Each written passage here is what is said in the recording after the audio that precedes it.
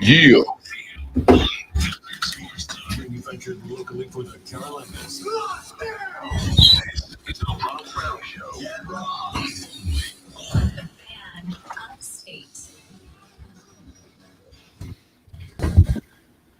Pack it up, pack it in. Let me begin. Welcome in, ladies and gentlemen. The Rob Brown Show is on your radio.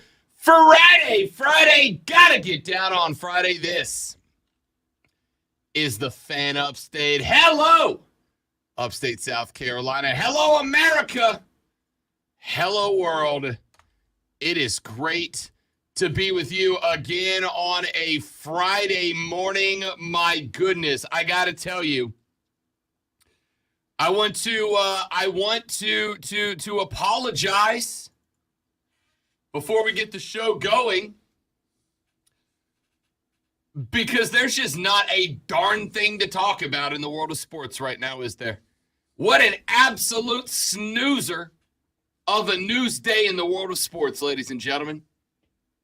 I am Rob Brown. Directly across from me is our news director and head honcho in charge of the show, the great one, Lonzo, at the helm. Do me a favor, try to stay awake through this one today, Zoe. It was a hard drive in, because I was thinking, have we reached like the beginning of August already, where there's nothing going on? What are we going to talk about today? It's peak off season. Yeah, we're looking forward to the long weekend, and how can we possibly entertain the Armada today with nothing going on in sports? If you find yourself in a spot, if you happen to be listening to the radio, and you get to the point where you're like, why are these guys talking about this, right? And you'll know the conversation when they pop up, right? The peak off season conversations are, what's your favorite sports movie? The peak off season conversations are, do you think Bama should wear a white helmet this year? Would that be fun for you? Come on, we would never get to that part. These are peak off-season conversations, right? You're gonna hear them, and you're gonna hear them around here too. You're gonna hear, should Carolina break out the throwback helmets this year? Should Clemson wear all purple at home instead of all orange sometime? Like, you're gonna hear the peak off-season conversations. Well, Rob, man, I love them purple pants. When them Tigers break out them purple pants, nothing but victory. You're going to hear those conversations. In that accent, probably, especially on another place around here. Then you're going to hear sports talk. Like you're going to hear today, when the news dropped yesterday that the University of Southern California and the University of California, Los Angeles, USC, the other one, and UCLA are both on their way to the Big 16. Wait, that's what UCLA stands for? Yeah, UCal LA. Okay. I think, right? Are you sure? I don't know. I probably should get familiar as a University of California, Los Angeles. Why would you do that to me? I don't think I've ever heard it said that way. No one has ever been able to make me doubt myself quite like Lonzo.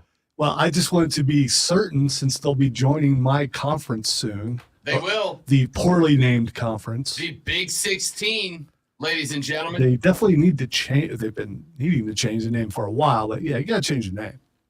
The Big 16 now includes the two crown jewels of the Pac-12. They will make that move in 2024. And I'm going to go ahead and tell you, get all of your romanticized takes about what college football was and what college football should be, and just get them out of the way now.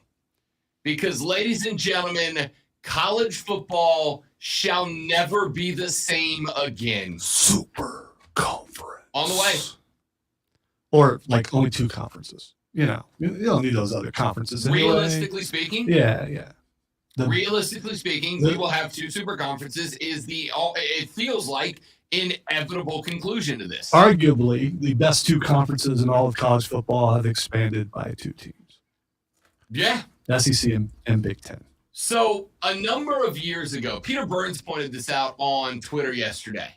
I thought it was a very interesting point.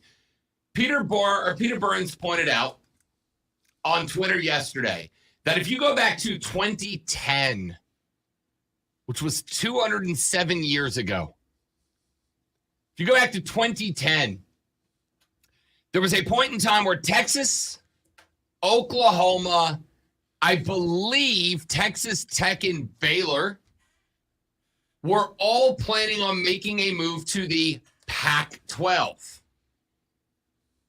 Those 4 schools, the 2 crown jewels of and a few others within the Big 12, were going to make a jump to the Pac-12.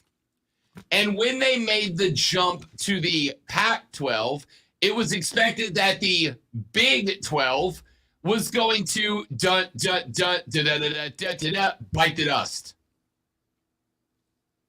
They ultimately did not, for financial reasons, for monetary reasons.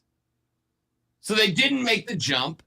And then it comes out 10 years later, 11 years later, that Oklahoma and Tejas would be making the jump over to the Southeastern Conference. So Oklahoma and Tejas decided to join the SEC. Well, the Big Ten, which of course, as Lonzo just mentioned, is as of now one of the 2 Power 2 conferences. Sorry, ACC and Pac-12. The Big Ten looked at the expansion of the Southeastern Conference and went, that's not great. That's not great. The money is flowing into the SEC, and it's going to get worse. So how do we compete? Now, we don't know exactly how it worked out. We don't know exactly how the conversation came up. We don't know exactly how the conversation was built. Did USC and UCLA approach the Pac-10? More likely, in my opinion, the Big Ten. More likely, in my opinion, is the Big Ten approached USC and UCLA, seeing that the Pac-12 was kind of in a no man's land right now, right? Why not the ACC, Rob? Well, keep in mind, the ACC's television contracts right now have the individual schools' media rights at their disposal, and that TV contract is currently on the books through 2036. There are 14 more years before the individual TV rights of schools within the ACC are up for grabs. And at the end of the day, that's what this is about. Getting the schools that have the biggest media rights to put on TV to make the most out of them. That, as of right now, belong to USC and UCLA. So the Big Ten went, all right, the SEC is outpacing us. The SEC is grabbing more money than us right now. They certainly will do so once Texas and Oklahoma and the massive amounts of media appeal those schools have join that conference. Who is left that we can get and have make an impact sooner rather than later? And the only answers were SC and UCLA. So this conversation happened. Those 2 schools will now be joining the Big 16. That is a massive power grab by the Big Ten. Now it is effectively an arms race.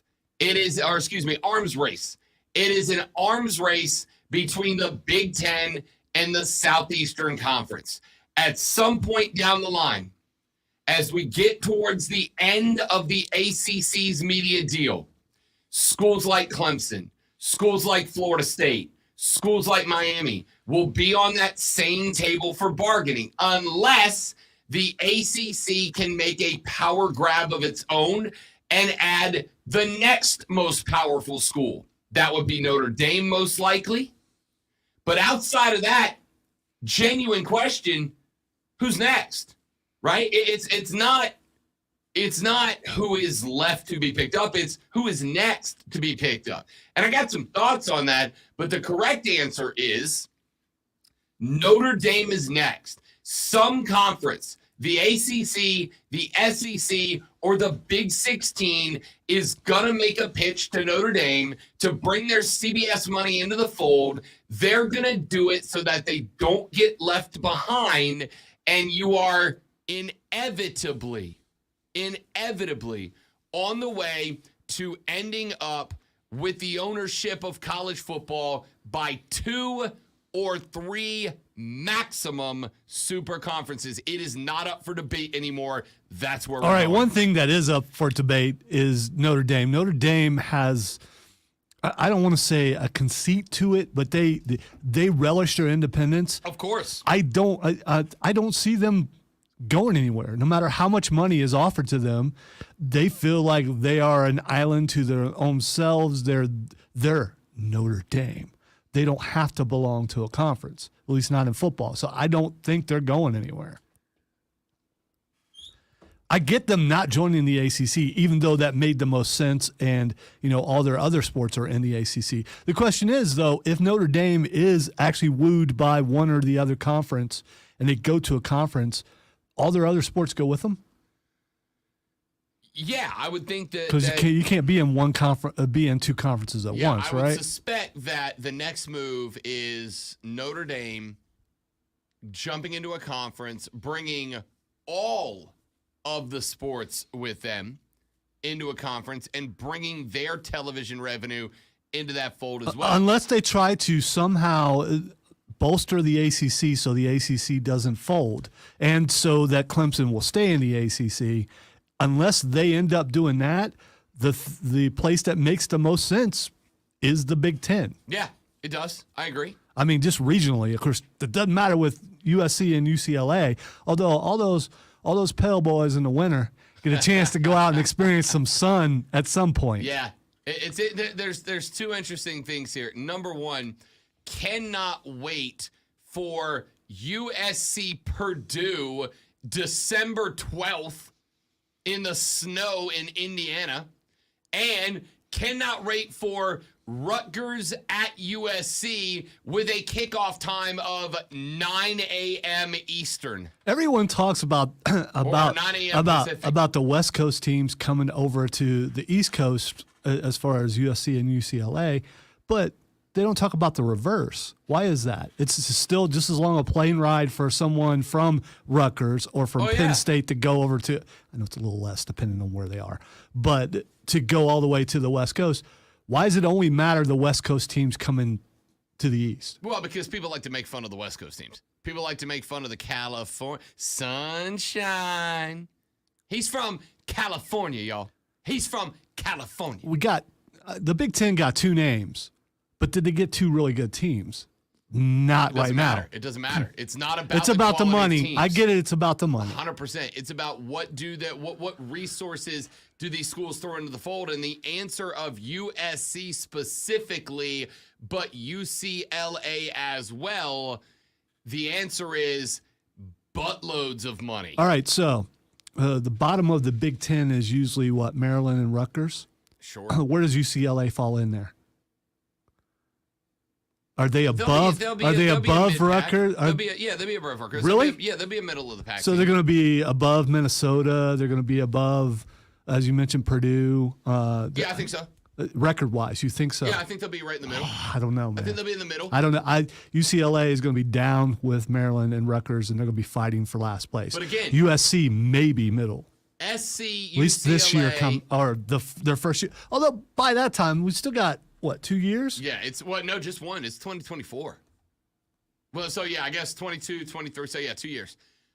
So the other thing that's interesting about this to look at from that perspective is USC and UCLA are not joining the Big 16 so that they can go, oh, we can compete for national championships now, right? They're doing that because the Big 16 continuing to expand its media footprint is going to be bringing in money by the boatload at this point while they're in the Midwest. The truckload at this point, the train load by this point.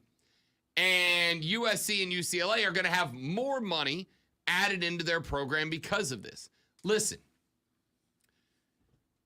when college football turned into an international occasion, which it is, when college football turned into an international event, this became the inevitable conclusion, right?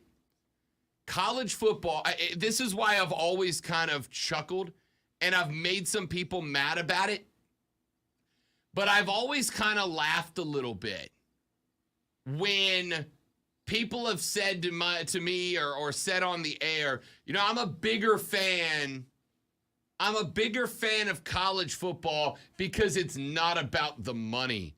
It's about the pageantry. It's about the tradition. It's about the marching bands and the flag girls and the drum lines and the painted up fans. It's about all of that. And it's like, that is absolutely adorable. And to you, a fan, it might be. But the NCAA college football is every bit the business that the NFL is. They're just better at the window dressing. Your joy. I finally realized your true joy in NIL and transfer portal right at this moment, because all those people who say all that about college football, you can throw all this in their face and prove that they're wrong. No. There's elation in your voice when you're talking about this. This is not about me being able to say, I told you so. So you're not going to? Oh, no, I'm absolutely okay. gonna. All right. Don't get me wrong. I very much enjoy being able to say, I told you so. I really do, because it means I was right. And at the end of the day, being right on this is kind of part of the job. The point that I've always made is I listened to yesterday afternoon after this news breaks. I listened to the discussions that are going on around the world of college football. And I get, this is, the sanctity of college football is done. You've torn apart the fabric of college football. Guys. Someone may not make it into work this afternoon. So, I'm genuinely concerned about my friend Mark Ryan. I really am. I thought Mark was going to cry at the end of his show yesterday, right? But he's like, it's what did he say? He said it's bad for football because in the past, every major conference had its own identity and every conference had its own style. And that's what made football so special. You had the speed of the SEC and you had the physicality of the Big Ten and you had the pass happy offenses of the left coast and you had whatever it is that the ACC does. Yeah, all that was back in the 90s. That has changed with the way people recruit and have adapted offensive styles to where there is no identity as far as that goes anymore. That take would make sense from Mark if he was 60, right? But college football hasn't been that in years. Sure, by default, Big Ten football is going to be a little bit more down and in the trenches. That's a result of cold weather football late in the year. I was going to say, but is it really? I mean, is it really? But it's not like it used to be. Yeah. Go back and look at the Chris Olave Ohio State That's what I was going to say. Look at the receivers just last year at Ohio State. Yeah. 3 of the best in the entire country on the same team. It's a couple of years ago, I did a segment on the Pittsburgh Steelers. Because when Lonzo, when you talk to NFL fans and you say the identity of the Pittsburgh Steelers, what do people think of? Running. Yeah, hard-nosed running football. I mean, you think of the Bus. Yeah. Or Franco Harris or someone like, just big-time running backs, and that's what they do. Blue-collar, good defense. Lunch pail football, right? Go back 4 years when the Pittsburgh Steelers were at the top of their game. They outpassed everybody in the league with the exception of like 3 or 4 teams. When Roethlisberger was at his tops, when Tomlin had that team as a Super Bowl caliber team, Pittsburgh threw more passes than all but like 3 or 4 teams in the NFL. But the identity of Pittsburgh, if you ask the average fan, was blue collar, lunch pail. Y'all, the identity of college football hasn't been shaped by conferences in years. Now, the identity of the Southeastern Conference as better than everybody else remains accurate, remains true, but the Big Ten hasn't been won by big, physical, meaty, corn-fed teams in a minute. USC, UCLA, the Pac-12, they play the same style of football as the SEC. They're just not as good at it, right? The whole premise of it was college conference identities that made it so special. It hadn't been that way in years, man. In years, it hadn't been that way. When you started getting to the point that guys didn't go to the school in Florida because they were from Florida. Guys from South Carolina didn't go to South Carolina or Clemson because they were from South Carolina. Guys in California didn't go to USC or UCLA because they were from California. They went anywhere in the country.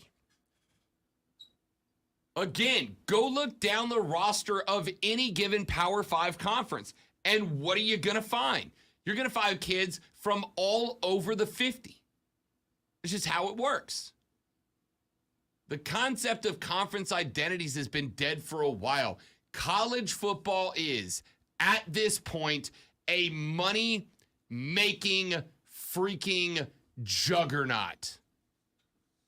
A money-making juggernaut and nothing else.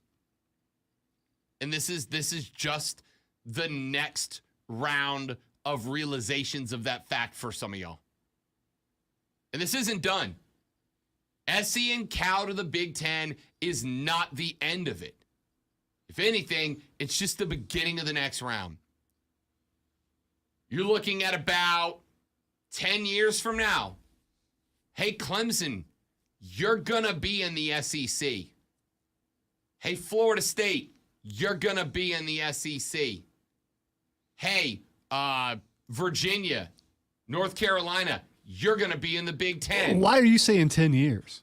Because the ACC rights the ACC was intelligent in how they handled this, in that they locked in their school's media rights till 2036. There's really no point in these two conferences, power conferences, that is to say the Big Ten and the SEC, making a grab at FSU or Clemson right now, because you can't do anything with them for 14 more years. What if the conference dissolved before then?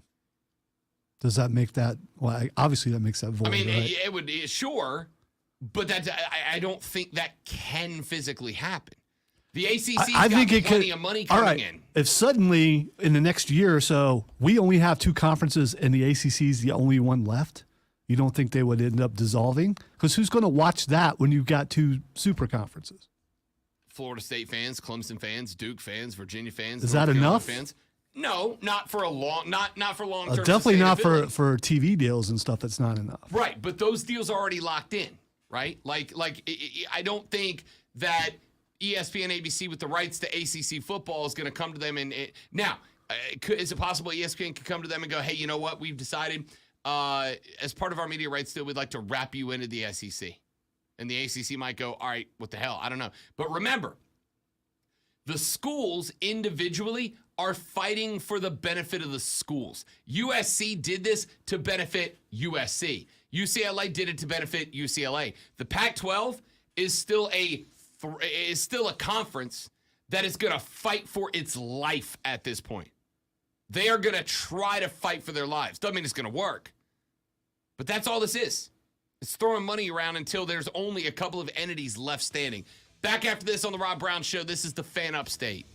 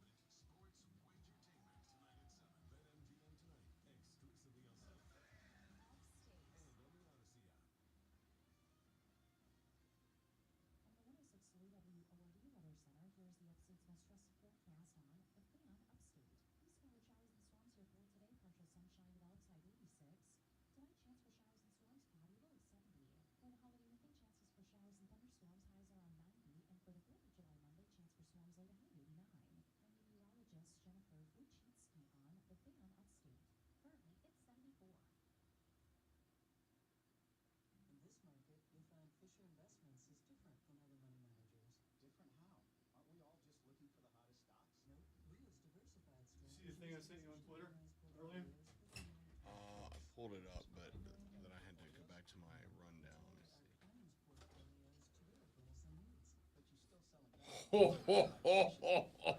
What? Yeah. What? It's from Destiny 2, which Cameron plays all the time. He's tempted to get it. I mean, what comes out of that? I'm just saying, the Nerf hole's that big around. What comes out of that, and how much would it Actual hurt? grenades? I don't know. Maybe it's like a softball-sized Nerf thing. Maybe it's the size of that basketball. Over Yeah. there. That's intense. Although, a lot of times to make a gun, something like that look bigger, they have a smaller person hold it. Yeah. Even still. Yeah, it looks pretty big. Even still, that's a lot. Since I've already been shot with a rotary gun, why not have a bazooka?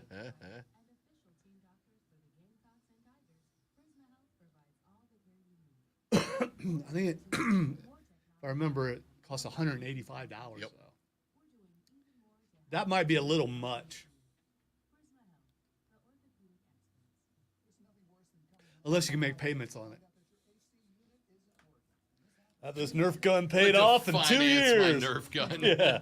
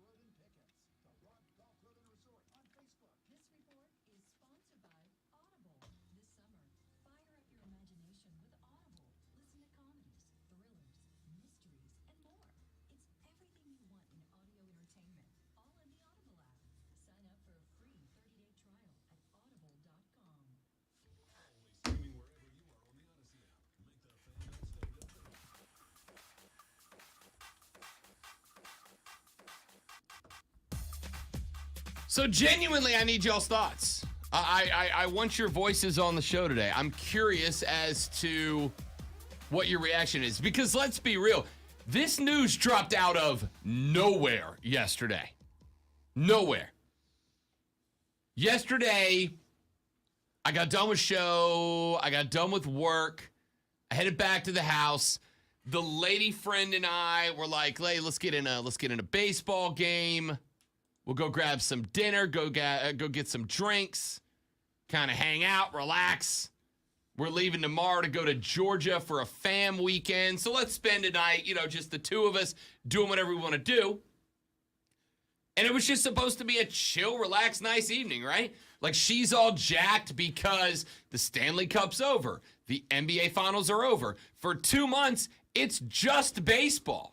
Here's how I found out. My wife said, "Is this true?" Like, is what true? Because I was completely unplugged. I was like, "What? Yeah. Oh, okay." Yeah. We're at a point where it's just baseball, right? And so she's all excited because I told her, like, this is the 2 months for you to get your fill of Rob Brown. Because in 2 months, football starts, and I go back to being busy most of the time. So you got 2 Maybe months. the busiest you've ever been, possibly. Possibly. I mean, it's a good chance for about 5 weeks of football season. I'm working 7 days a week, dude. Right? So I said, this 2 months is get your fill of Rob Brown. Whatever you want this next 2 months, I got you. We're going on vacations. We're going on dates. Like, whatever you need, I got you, right? And so we're sitting down yesterday.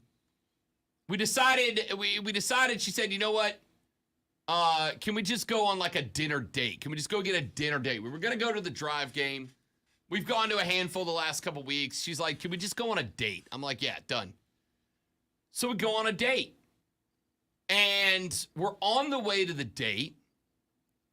We decided to go to downtown Greer, which, by the way, hello, Greer. You guys got a nice little spot downtown Greer. I mean, I've driven through it a couple of times, but last night was the first time we hung out, so we went to downtown Greer. Nice little place. Beautiful little place. We had dinner, but on the way to Greer, she's scrolling the phone, and she goes, This seems like it might be a big deal for you, right? And I was like, what are you talking about? And she goes, USC, she's reading it, USC and UCLA joined Big Ten Conference.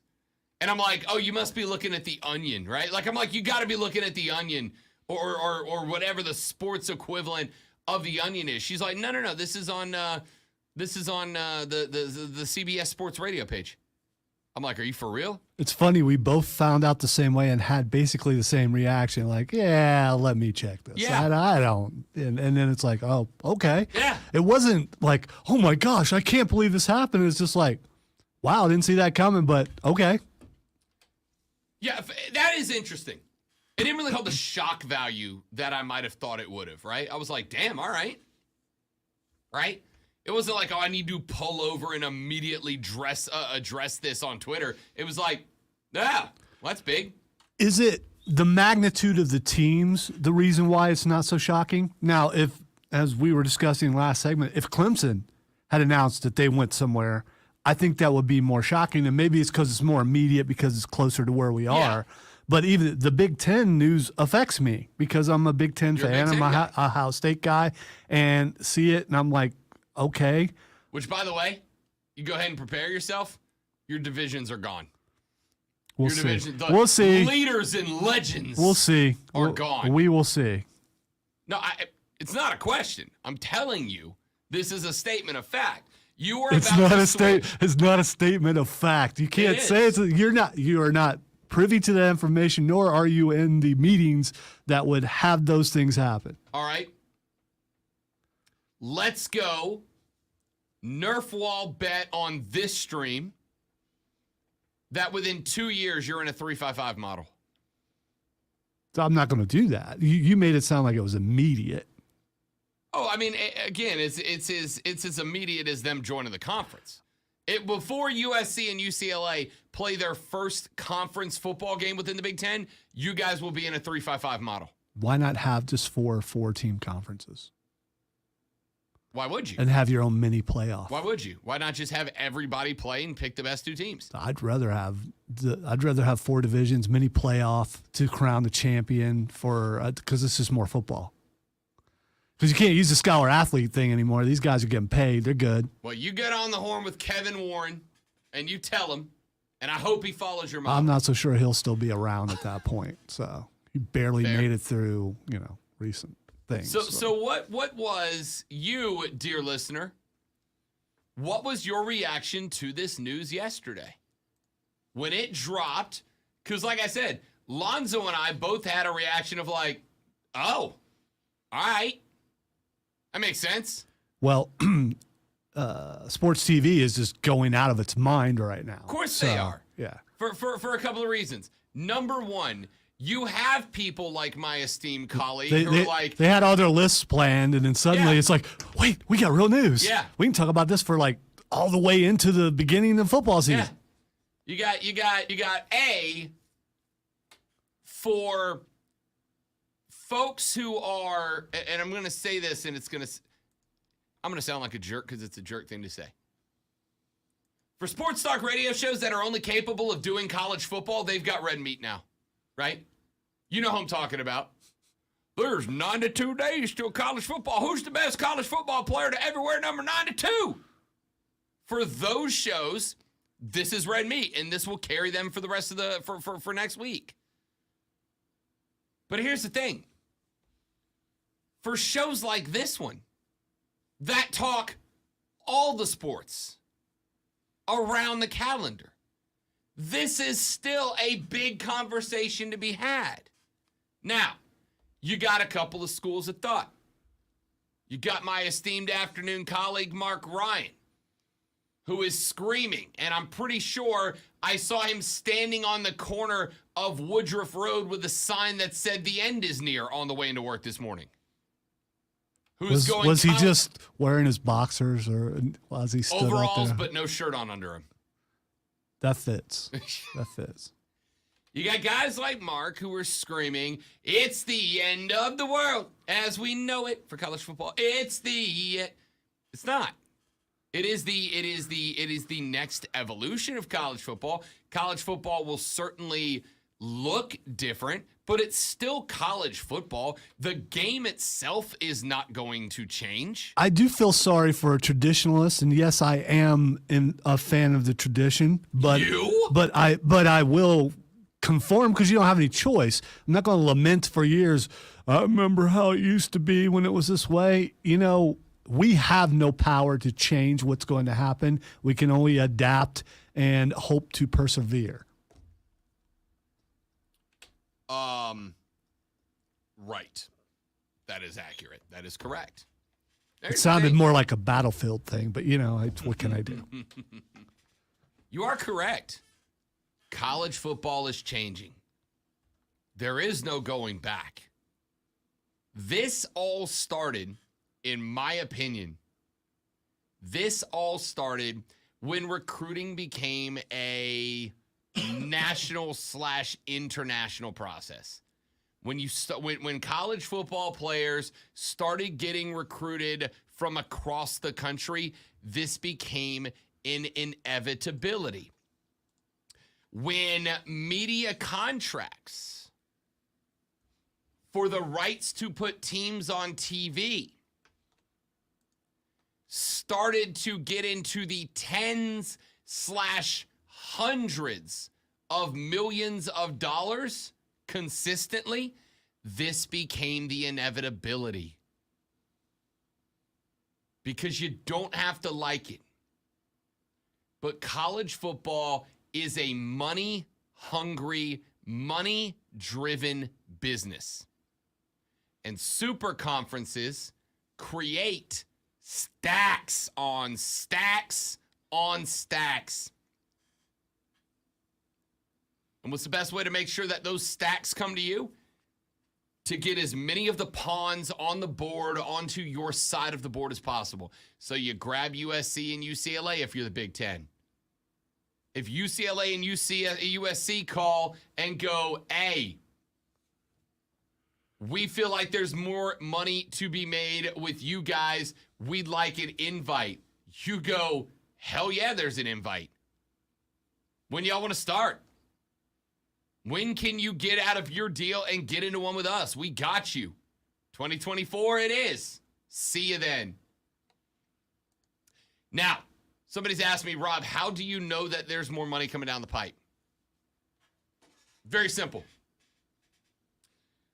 Lonzo, we talk about the conference switch from the perspective of football, because that's our thing, right? Everybody cares about college football, and that's fine. That's great. We may even talk about it from the perspective of college basketball, but we all know how those sports work. We all know that these schools are making enough money that they're able to charter flights and luxury buses to get their football team from point A to point B, even if it's halfway across the country or all the way up the Atlantic seaboard or whatever.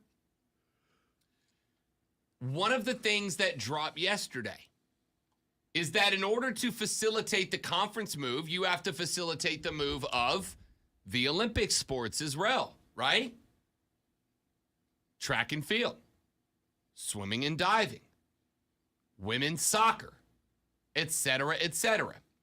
Now, when you're within the conference, in most cases, those schools pack those teams up on a bus and send them, right? When Clemson men's soccer goes to play, I don't know, Virginia, they get on a bus and they go. The Big Ten has already said, in a roundabout way, that because of the amount of money SC and Cal bring to the table, you know what they're going to be able to do for those schools and the schools that are going to California to play those schools? The Olympic teams, the Olympic sports will now get chartered flights too. Those are money-losing sports, but they will get chartered flights. Do you understand how big the money is by moving the football schools into the conferences? There's enough that the women's field hockey team from USC, when it has to go cross-country to play Rutgers, will have its own chartered flight now. That's how much money's involved in this. It is an inevitability. All right, I want your thoughts. 844-FAN phone, 844-326-3663, 844-326-3663. You can also text us on the Preferred Home Services text line at 71307, 71307. Start your text with FAN, F-A-N, FAN. We'll read them on the air. I want your reactions to the announcement from yesterday right here on the Rob Brown Show in the Fan Upstate.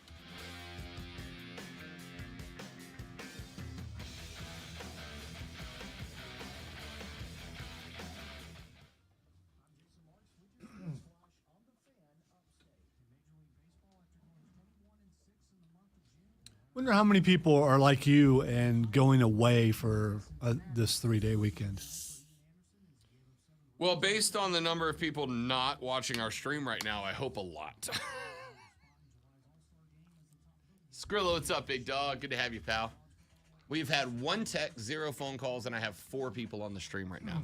We are dead. Is the text line as a whole, is it done, or are there texts on the other station? Oh, there's text on the other show. They're talking about the, we're talking about, the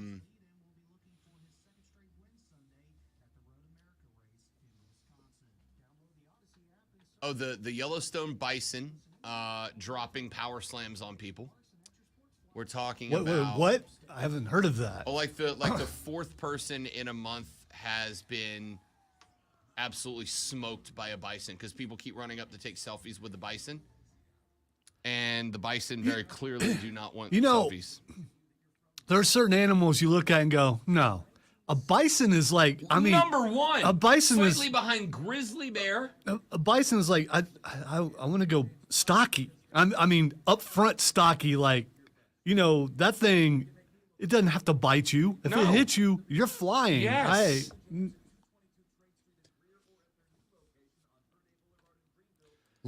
And they're still a protected species, right? Yes, it is illegal to approach bison, and yet people are doing it nonetheless. And there's been 4 people. The first, 2 of the 4 have been straight up gored by the bison. Now, I imagine it sucks enough to get run over by a bison, but to be gored by a bison seems like it would be, I don't know, super painful. On the next edition of When Bison Attack. I think the plural of bison is bison, isn't it? I think so. Yeah.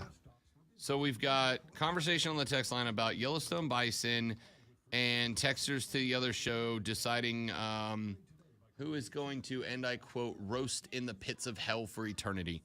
It sounds like a pleasant show going on over there today.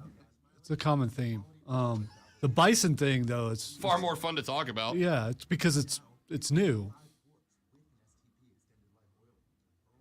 Yeah, just looking at the pictures of the bison. How stupid are you?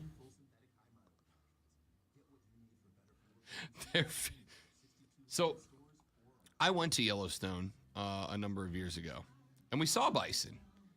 And I will tell you that you see how big a bison looks like in a picture. Yeah. Standing just like how big a moose looks like in a picture, but when you see, no idea. Yeah, you have no idea. We saw moose, we saw bison, we saw grizzly bear.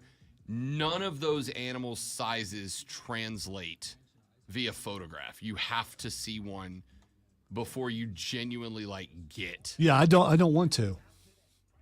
I believe I've seen a bison in a zoo. Maybe I'm pretty sure I saw one somewhere. Yeah, we saw a bison in public at Yellowstone, in public.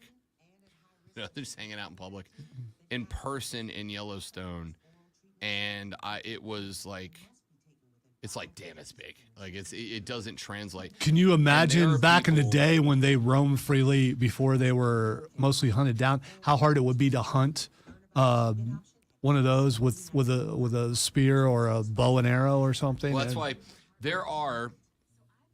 we went to a place. It was really fascinating where Native Americans, you know how they hunted buffalo? It wasn't with spears.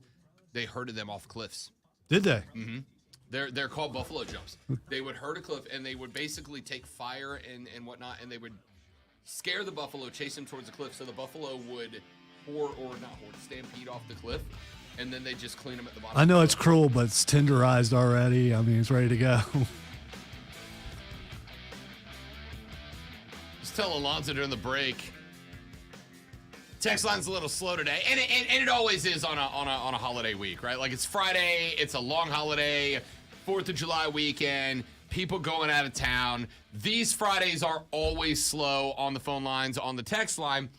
And Zoe said, "Well, what about the other show in our time slot on ORD? Is their text line going off?" And I said, "Yeah." And he said, "About what? What's the conversation?" My answer was, "I believe we are now on, in the last month, person number 4 who has been gored and or just absolutely boated by an angry buffalo because Yellowstone National Park, where they're like, hey, buffalo, don't go by the bison. Don't go by them." And people are like, "Oh, I need a selfie. I need a selfie with this 2-ton wall of muscle that has spears attached to the front of it. I need that selfie." And so now in like 2 months, you've had like 4 people trying to get selfies with a buffalo who have been absolutely Terry Tate office linebackered by these buffalo, including 2 of them getting gored because, again, big pointy spears on the front of this tank of muscle. Yeah, those are called, with the speed and the muscle and the sharp pointy things. Yeah, it doesn't bode well for you. You're not getting out of the way. Your car isn't winning that fight, dude. Right. So I was very fortunate a number of years ago, it's been about 20 years now. My parents took me to Yellowstone. We got to go see Montana and North and South Dakota, but they took me to Yellowstone. And I am going to say, of the places that I've been on planet Earth, there are 2 that I say, if you don't go there before you die, you've missed out. The Grand Canyon is one, and Yellowstone National is the other. If you don't go to those 2 places before you die, you have done yourself a disservice. I am interested in Yellowstone, not in the Grand Canyon. The Grand Canyon will change your perspective on what this planet is. No, it's unbelievable. Because of the vertigo, I get dizziness it. stuff, that would be a bad move it. for me. It's Unless I was like at the bottom of the it's- canyon what you looking can up. do, what you can do. But you got to go down to get there, right? The second is Yellowstone. Yellowstone National Park is another place that will change your perspective on how the planet works, right? Just the planet as an entity. So I was fortunate enough to get to go to Yellowstone many moons ago, and we saw. We also went to Alaska. I saw grizzly bears in Alaska. We saw bison at Yellowstone. All right, all these things from a distance, right? Yeah. It was so funny enough, when we were in Alaska and we saw a grizzly bear, we were on a trip up Denali. It used to be called Mount McKinley. They reverted it back to its Inuit name, its Indigenous Americans name of Denali, which is the tallest peak on the North American continent. And we went on a bus tour that took you like halfway up Denali, and we stopped at a tourist stop where the bus, like last place to go to the bathroom before the bus goes up the mountain. And all of a sudden, they're like, "Ladies and gentlemen, stay inside the tourist shop, and if you're in the bus, stay in the bus." They're like, "Why?" "Because there's a grizzly bear family walking through the parking lot." So, of course, everybody bum rushes the windows to see it. And seeing these things, it's incredible because you can watch all the David Attenborough documentaries that you want, but you cannot fathom the size of an adult grizzly bear until there's one a couple feet from you, and it's like, oh, good Lord. Bison the same way. You can watch all of the Nat Geo specials you want about bison, right? all the Nat Geo specials you want about Yellowstone and see bison, but until you see this tank made of muscle and spikes sticking out the front, and the sheer size and speed of these things, you cannot appreciate them for what they are. So we took our car and drove through Yellowstone, and we came across bison. Dude, they are the size of a small sedan. They're massive, and they're all muscle. I cannot fathom the thought process of somebody who thinks, I need to get out of my car, walk up, because the rule is, I think in Yellowstone, you have to maintain 25 feet of distance between you and a bison. And even still, that thing charges you. Unless you've got some athleticism to you, it's going to get you because they quit. People getting out of their car, approaching these freaking tanks so that they can get a damn selfie. My guy, hang the camera out the window, get your picture, and roll it. Like, stop. It doesn't surprise me. People fall off cliffs taking selfies. So, I mean, you know. If you had any doubt that Darwin was wrong, Lonzo just helped with that argument. Listen. Here's the second best part. When you go to Yellowstone, when you get there, you go into the park, right? The first thing that they do is they go, hey, when you see a bison, whatever you think you want to do, don't do that. Because they will kill you. They're not angry. They don't come looking for human blood, but they'll take it if you get close. Which means that when these people who keep getting gored and battering rammed by bison show up to Yellowstone, the first thing that happens is there's a park ranger who goes, hey, we've had 3 people that have been tenderized by these giant animal machines in the past month by getting close to them. So unless you'd like to join the ranks of evolutionary theory via natural selection by being turned into pastrami by one of these creatures, you know, don't do that thing that these other people did, and people are still doing it. And I gotta tell you, Lonzo, I don't feel bad for them. I really don't.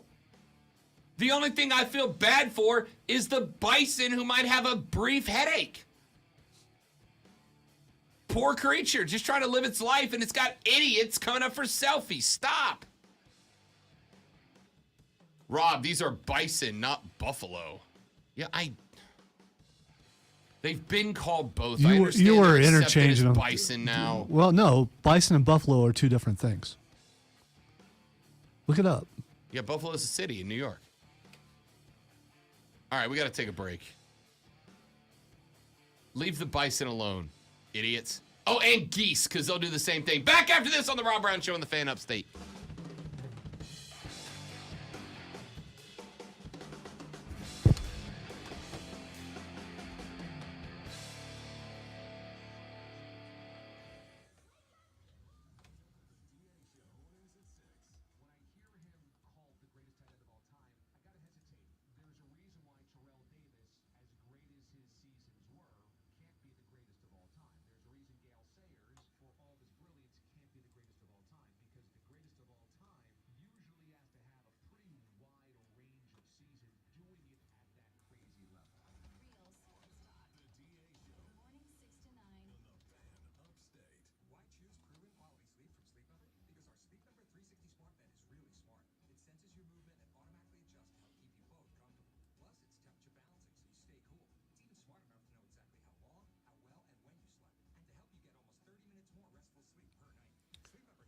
Though the terms are often used interchangeably, buffalo and bison are distinct animals. Old World true buffalo, are native to Africa and Asia. Bison are found in North America and Europe. Both bison and buffalo are in the Bovidae family, but the two are not closely related. It's according to the AI bots on Google. Well, you know, if there's one source I trust, it's AI bots. Yes, you do.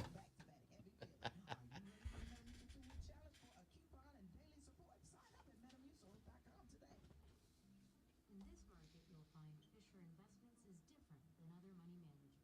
Different how? Aren't we all just looking for the hottest stocks? Nope, we use diversified strategies to position our clients' portfolios for their long-term goals. You don't just pick a cookie cutter portfolio. So that would mean anything that you see here are bison. They're not buffalo because Correct. buffalo are not in the United States unless they've been brought. I don't know. In a zoo. Yeah. Standard of care for a financial advisor, even for obligated to act in a So man on a buffalo is really man on a bison, unless the buffalo was imported.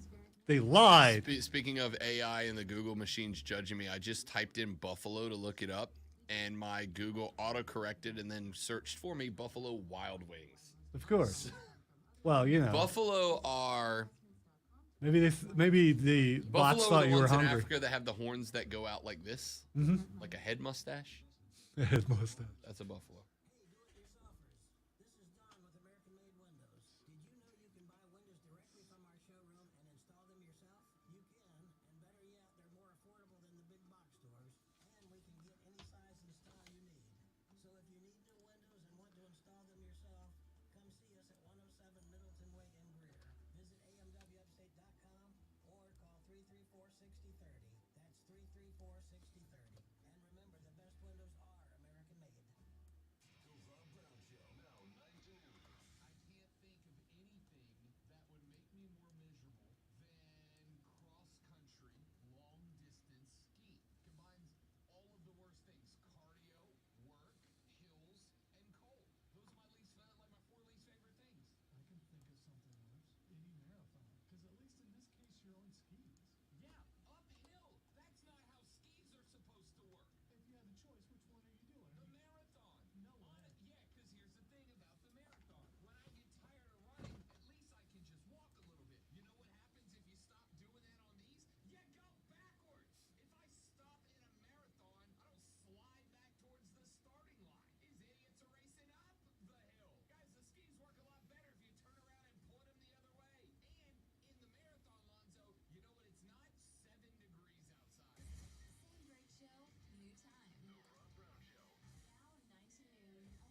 That one guy almost lost a groin.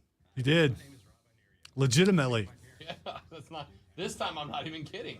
Medical malpractice, or a dog bite. I would love to be your attorney. Please give me a call at 864-CALL-ROB or visit me online at callrob.com. COVID-19 moves fast, and now you can too. If you feel symptoms, even if they're mild, you should test fast. Test positive and at high risk for severe COVID-19, then act fast. With authorized oral treatments that can be taken at home and must be taken within 5 days from when symptoms begin. COVID-19 moves fast, and now you can too by asking your healthcare provider if an oral treatment is right for you. I'm very disappointed that there's no Obi-Wan this week because we've been having a lot I of know. fun describing it, talking about it on Saturday. It's been a big chunk of the show, and it's gone. It's like, ah. So do a. Oh no, Do a rewatch. Keegan.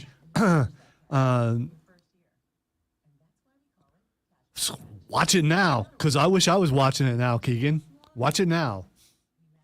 Well, no, watch it at noon. I mean, you know, you should, you know, listen to the show for 2 more hours. But yeah, the final 2 episodes of the season dropped today. this summer. Fire up your imagination with Audible. Listen to comics. And this, to me, probably has been the best season since season 1. Really, really good. In the Audible app. Sign up for a free 30-day trial at audible.com. I've seen pictures of Vecna, and it looks super dope. Oh, you can watch him, the actor, how many hours it Yeah, I takes to saw put. that. That is wild. Prisma in the first break. Prisma in the first break.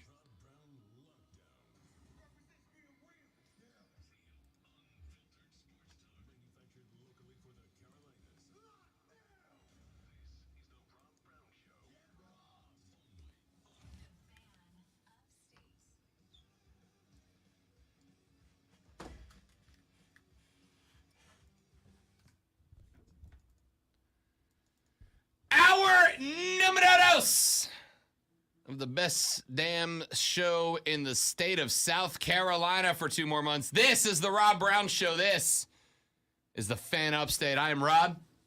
He is Lonzo. We are glad to have you along for the ride. The big conversation today, obviously, I don't know, I heard somebody call it earlier, the earth-shaking announcement. No, that's what's going on in Colombia. Yeah, what is going on with that, by the way? We got earthquakes all over the state. Little tectonic movement going on into the great state of South Carolina. Could be scary. I don't know. I've felt it here before, like twice, I think. Not lately, but yeah. I know there was one a couple of months after I moved here. And I only know that because this is when we were in the old time slot. This is when we were 12 to 3. I want to say it was on a work day, and I got home and I took a little siesta because for those of you that don't know Rob Brown is a big fan of the siesta, the old midday nappy nap. Took a siesta. I woke up to like 30 notifications on my phone, which is weird because at the time, having just gotten here, I didn't know all that many people, right? Like I knew a couple of people that I worked with at that point. 30 notifications like, you good? You good? Are you all right? I'm like, yo, did I sleepwalk? What happened? Turned out there was an earthquake that I slept through. My first earthquake, slept right through it. Right. Social media has changed things because back in the day, you would be calling people going, are you everything all right? When I felt the last one, first thing I did is jumped on to see if anybody else did. Because right away, everyone's, did you feel that? Did you feel that? It was like, okay. Yeah, my Twitter feed after that was just like everybody I had met and followed through the station so far talking about it. I'm like, sweet. First earthquake, I slept right through it. I am surrounded by, 30 to 40-foot trees, so that kind of concerns me. Had a tree fall last Saturday, and, you see things on movies. If you've never actually heard a tree fall, it doesn't make the kind of noise you think. It's not as loud as you think. It's just kind of a quick thing, and it's like, oh great, a tree just fell. I'm still alive. We're good. And then I walked outside, and it was a pretty big tree fell. That worries me about earthquakes, and I do wonder. And you being a science guy, I'm sure you'll put in some real research and figure out why suddenly the Earth is deciding to move in the state of South Carolina. I mean, we know what causes earthquakes.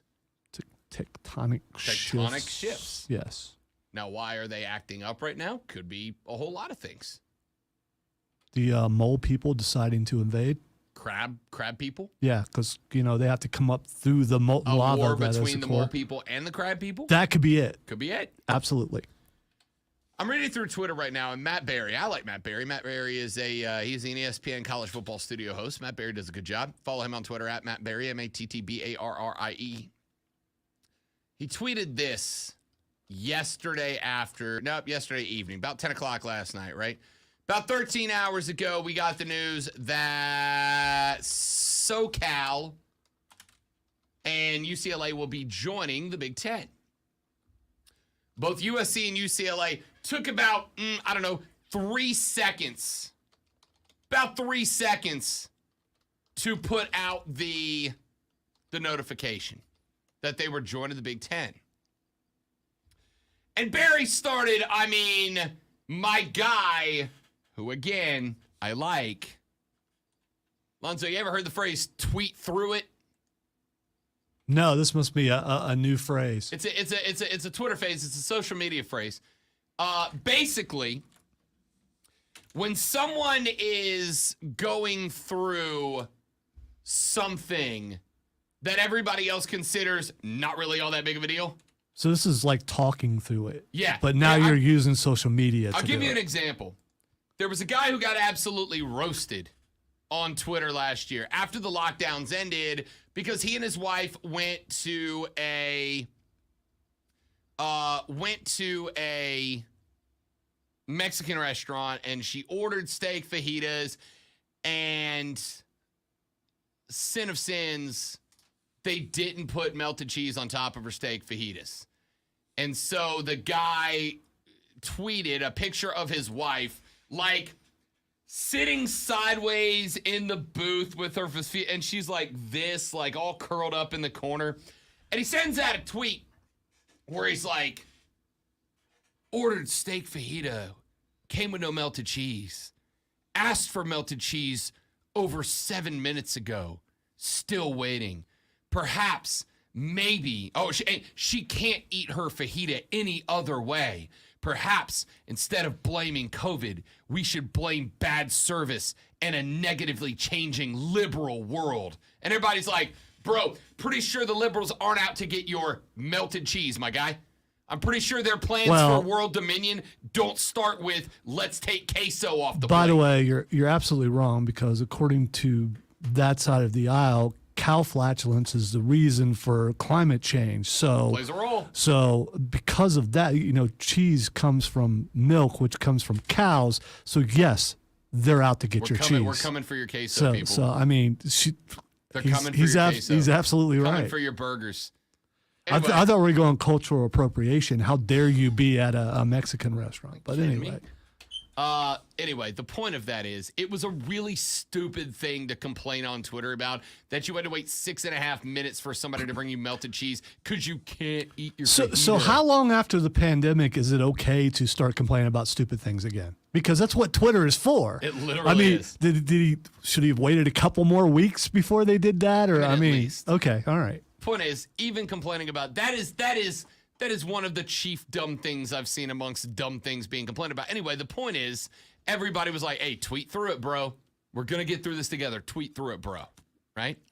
So my man Matt Berry yesterday did not take the news of USC and UCLA joining the Big Ten very well and went on a tweet through it episode. Yeah?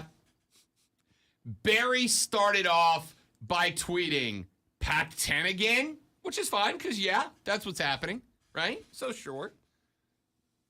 Then he retweeted a tweet about it, and he said, can't grab BYU, they're spoken for, but that would make sense and add a good program in school. Merger with Big 12 on the horizon, ? Which is also fair, right? The next question is, what is next and who is next? And the answer is the Big 12 and ACC have to make power moves now if they want to survive alongside the SEC and the Big 16 moving forward. So that's fair. Then he tweeted, what more of an indicator do you need as to the Big 14 and SEC's intentions moving forward? I've been telling you that for 1.5 years.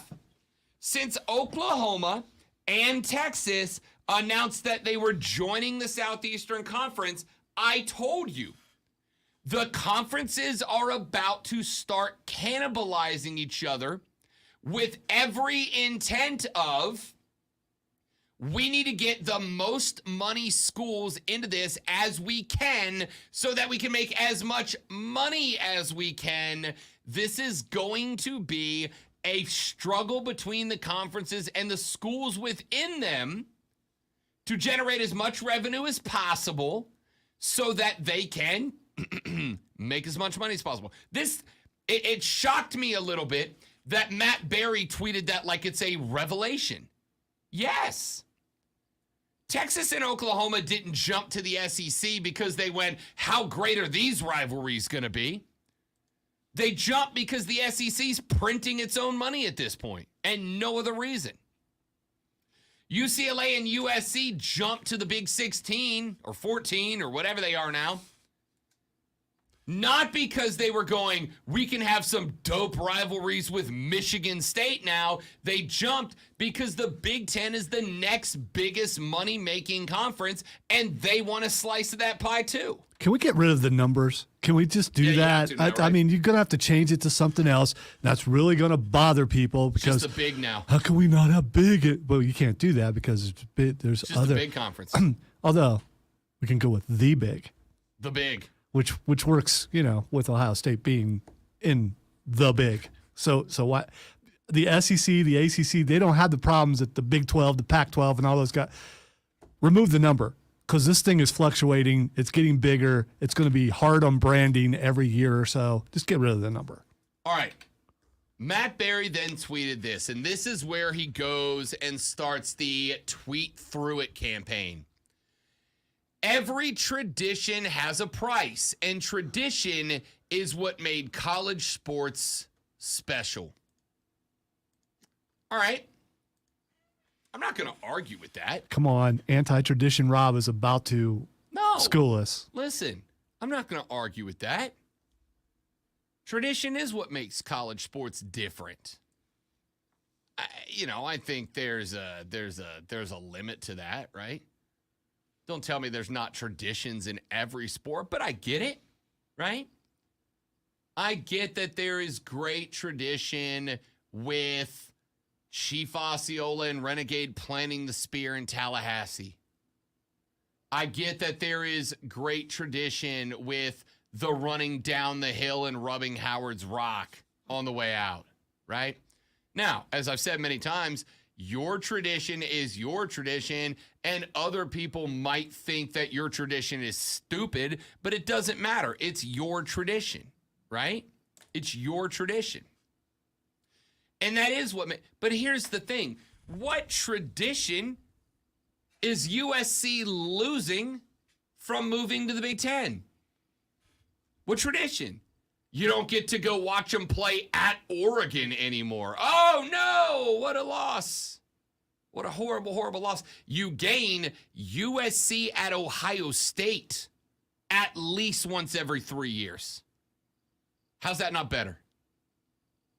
Oh, no, we don't get to play Utah anymore. Oh, the travesty. Do you have to stop with Tommy the Trojan? Do you have to stop with the victory march?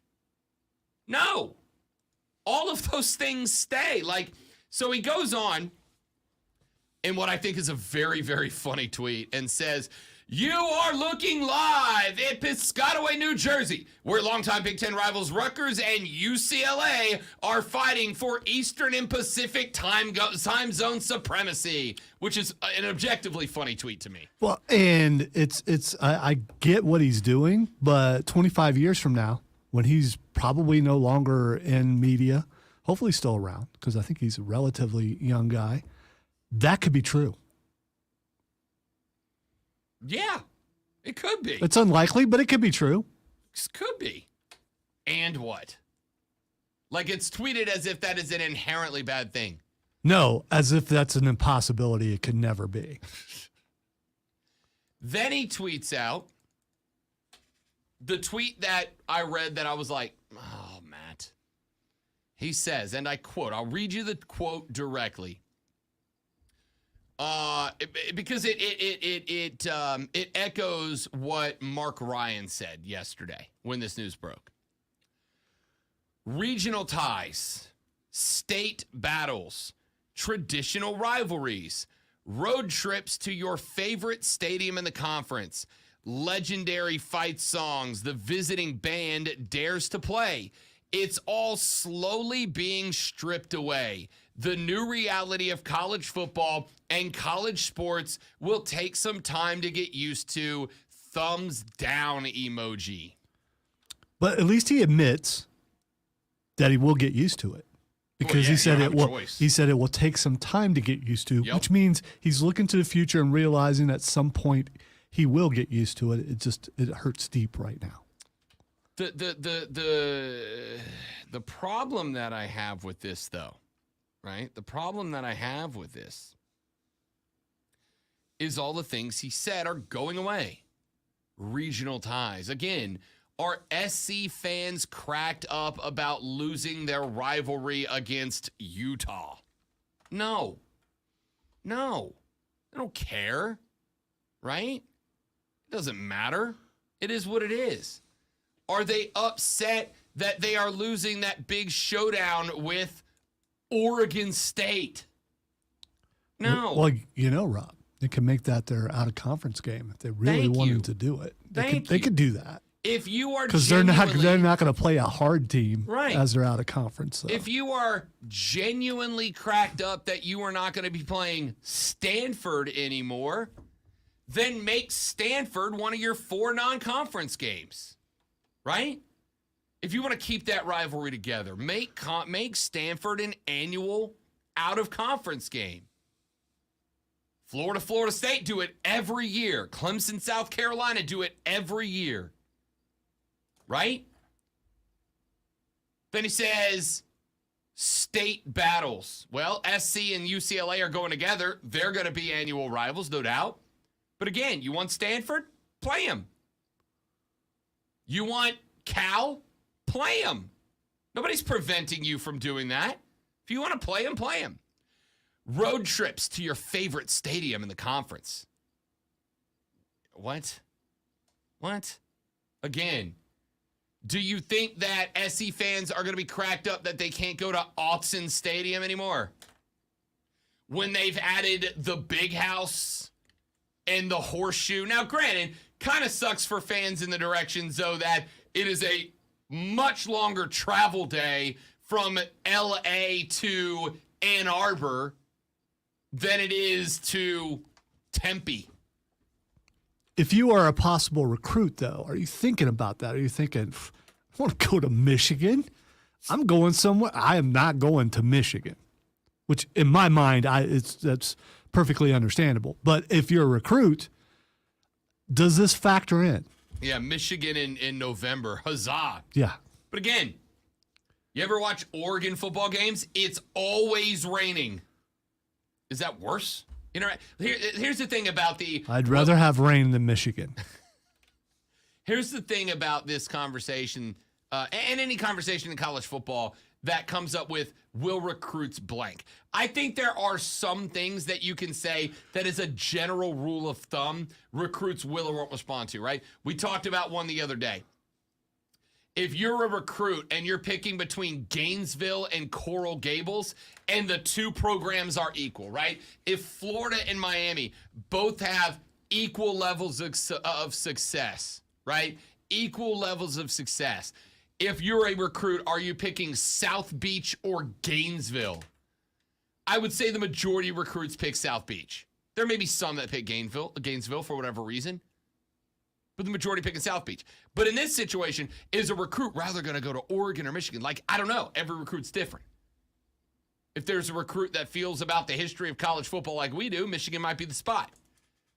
If there's a recruit that thinks that playing one of the youngest, hippest, trendiest teams in America will get them on TV, Oregon, I don't know. Point is, that's not a factor in this to me. So Barry goes on to say, road trips to your favorite stadium in the conference. All right. Like if I'm a Clemson guy and I lose my favorite, who's the school that you're going to go, I wish we still played them every year? Duke? Carolina? All right, this Pac-12 is the same thing, just with different teams. And then finally, legendary fight songs the visiting band dares to play. It's all slowly being stripped away. What is being stripped away?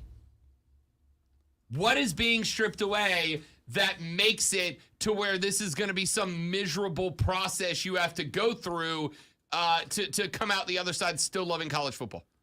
So he's complaining about the Ohio State band coming to USC or UCLA, Script, Ohio. Pretty cool. Yeah. All the stuff that they do with, like tributes to Rush and things like, you don't want that in your, okay. Yeah. All right. Like, again, are you cracked up that, oh no, we don't have the fighting marching ducks coming to town anymore? College football's worse off for it. No. Stop it. All of this is it's a knee-jerk reaction, and I get it. Change is hard. Progress is hard. I understand. I get why you're bummed out. But quit. Just don't panic. It's still going to be college football. It's still going to get played. You're still going to have marching bands. You're still going to have drum lines. You're still going to have cheerleaders. You're still going to have flag teams. You're still going to have victory marches. You're still going to have chants and cheers. You're still going to have all the things that you love about college football. It's just you got a few more teams out there, and your school's going to make more money now. I can't That's it. I can't back you on this because I want the panic. I want the social media tirades. I want all that because it's very entertaining. Don't have a chill attitude about this. The world is over as far as you know it. And tell us about it because we want to see it. Yeah, all right, fine. I mean, get mad. It'll entertain me, I guess. But like my man's over here tweeting through it, and I'm like, yo, Matt, relax, big guy. It's very, very, very, very dramatic set of tweets, my man. Very dramatic set of tweets. All right, couple of texts that have come in throughout the show. Fan, imagine trying to kill a buffalo to survive with a bow and arrow.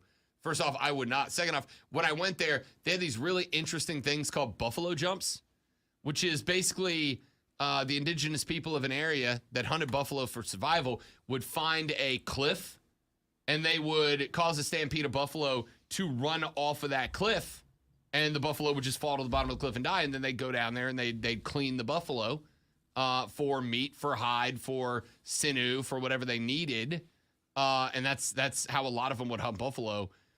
I would not want to come face to face with one. Sorry, bison. Yeah. Before my Nat Geo texter gets angry at me. Well, bison. Again, we looked it up. Bison. They are different things. Bison are indigenous to the United States or this continent, and buffalo are another continent. Trey says bison burgers are good. I've always had this question because I've had them before. They are good. How are we allowed to eat them if they're an endangered species? They're farmed in many places. They can be farmed. Yeah, but see, that's kind of goes against it, doesn't it? Let's see. Are bison endangered? They are near threatened, so they've actually been leveled up recently. Yeah. All right. Yeah. So How about that? So that's why we're able to eat them in burger form. Okay. Correct. Texas says the Charlotte Hornets are imploding. Terrible coaching hire, alleged domestic abuse from Miles Bridges. Worst offseason ever. Yeah, we're going to come to that because Miles Bridges' wife put up an Instagram post that is not great. It's not great. We're going to talk about that. Texas says, fan, happy Bobby Bonilla Day. Hey, happy Bobby Bonilla Day. No, you leave that on Twitter trending topics. No, I'm not. I will gladly joke about it again. That defeats the entire purpose of Twitter trending topics. I'll find a replacement. 58-year-old Bobby Bonilla gets a $1,193,248.20 check from the New York Mets today. And he'll get another one next July 1st, and the July 1st after that, and the July 1st after that, into 2035. Good business if you're him. Yeah. What does Bobby Bonilla need to do to get $1.19 million a year? Not die. That's his job. Your job is don't die. So are you, at this point, of course you're keeping some for yourself, but you're going, okay, this year I'm putting it in the bank for this kid. Yeah. Next year I'm putting it in the bank for this kid. Year after Next that, year, yeah. I'm buying an island. Yeah, because, the kid's got to have somewhere to live. Texas says, fan, another good thing is USC probably will never win the Big 16, so they'll still be going to the Rose Bowl. Yeah, I heard somebody complaining about that yesterday. Oh, but we lose the Rose Bowl. Nobody cares. Nobody cares. Nobody cares. Certain years you lose the Rose Bowl anyway because the national championship, the playoffs have been done there before. So nobody cares. Nobody cares. Fan, if Ohio State had the opportunity to go to the ACC or SEC, which conference would Lonzo pick? SEC. The SEC, yeah. I mean, come on. Yeah. Why would you want to go? Why would you want to go to ACC? But the ACC sucks right now. They do, and Clemson's 2-1 against. Who cares? I mean, you'd have a cakewalk to the playoffs. Yeah, You know? that's true. Want to know who the biggest power broker in all this is? Notre Dame, national brand, mega money. I'm sorry, what did I say earlier? Exactly that. Which is what I'm saying is reason why they join nothing. They just stay where they are. Notre Dame is the hottest chick in school, and she doesn't have a prom date yet. Everybody's coming for her. Back after this on the Rob Brown Show on the Fan Upstate. Charisma.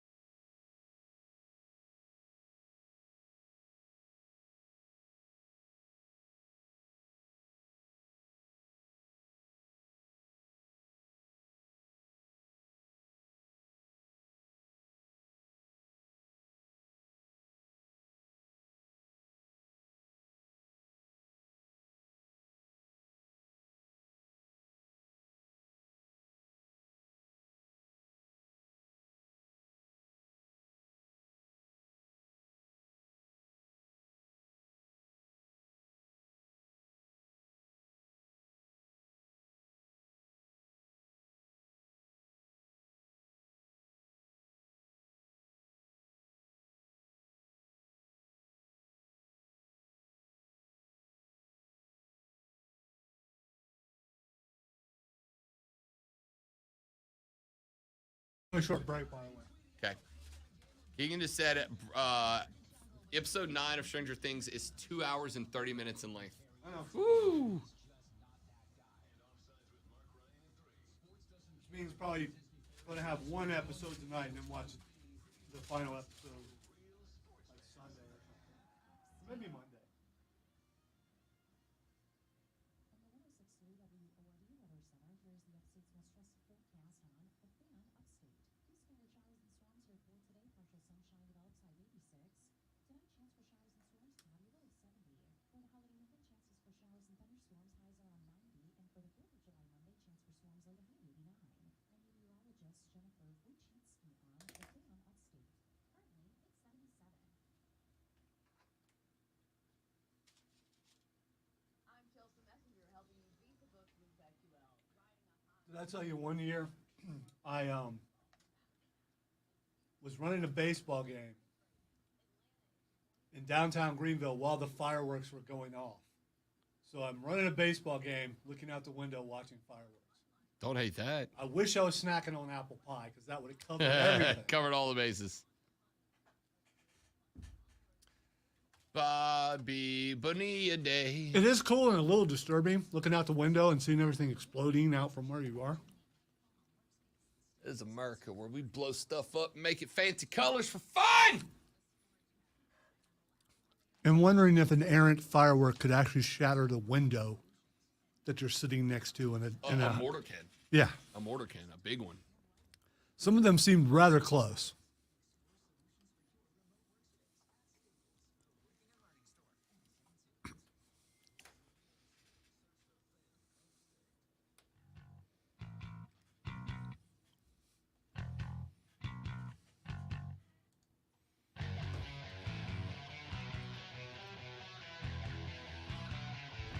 Don't hate this news for me, according to Shams. Zion and the Pelicans are nearing a 5-year, $231 million rookie max contract extension. Maybe Z does want to be a Pel. More paid vacation. Such a hater. I'm not a hater though. That's the thing. I'm being. Something I said is wrong? No. Okay. I want him to do well. He just, Z, when he's on the court, he does well. He's just not on the court very much. please get yourself healthy, Zion. I'm begging you. My man Abe Gordon is watching the show. You guys have heard Abe on the show with us talking Atlanta sports in the past. Abe is a host and producer on 92.9 The Game in the ATL, which, by the way, What do you think about the pickup of your new all-star there for the Hawks? Got a formidable backcourt now, don't you, Abe Gordon? He said Notre Dame better be careful or it's going to be the day of the prom, and they still haven't said yes to anybody yet. Let me break that down, because you got a point, Abe. But see, there are benefits to being a beautiful person. There are benefits to being, as Zoolander said, really, really, really, really ridiculously good looking. There are benefits to it. Okay, I'm tuning out now because I already know all this. Yeah, I know, well, and that's what I was saying. That's why Okay. I brought you in, because you and All I right. know this. Yeah. There are benefits to being ridiculously good looking.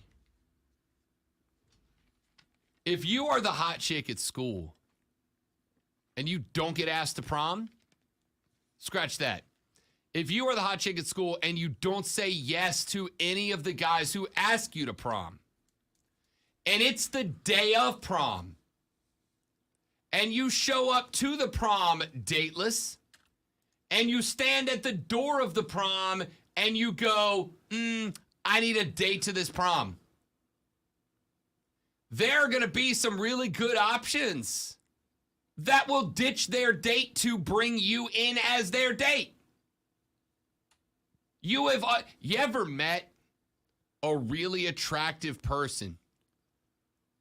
You ever met a really attractive person who's a complete butthole because they know they're an attractive person and that people are going to fall over backwards just to be around them? Yes, Yeah. absolutely. Yeah. Present company excluded, of course. Yeah, no, Lonzo and I, Yeah. we're both as humble Yeah. as we are good looking. Without a doubt. The last woman I dated was that way. She was a stone cold knockout, and she knew it. And so she had developed a lack of personality because she didn't have to have one. She could walk into any situation and dudes would fall over backwards to have a crack at her. And so by the time that I got into a relationship with her, which started because I was shallow and she was hot, right? I got deep into this relationship and I'm like, there's no compatibility here. This woman has no personality. I was dating her because she was hot. And I was letting her get away with being an absolute boathead because she was hot, right? And there are a billion dudes out there that have the same story. Y'all wonder, why is it that rich athletes and rich rock musicians are able to run through smoking hot woman after smoking hot woman, acting like total boatheads, and then still lining up more supermodels? Same reason. Same reason, just the other way around. Women, you aren't better than men. It's the same reason. 6 packs and a set of biceps, and you will let guys be absolute buttholes because they're hot. Now, that doesn't go for everybody, but it goes for a lot of people. Notre Dame is the hottest remaining chick on the block right now, the hottest remaining dude on the block right now.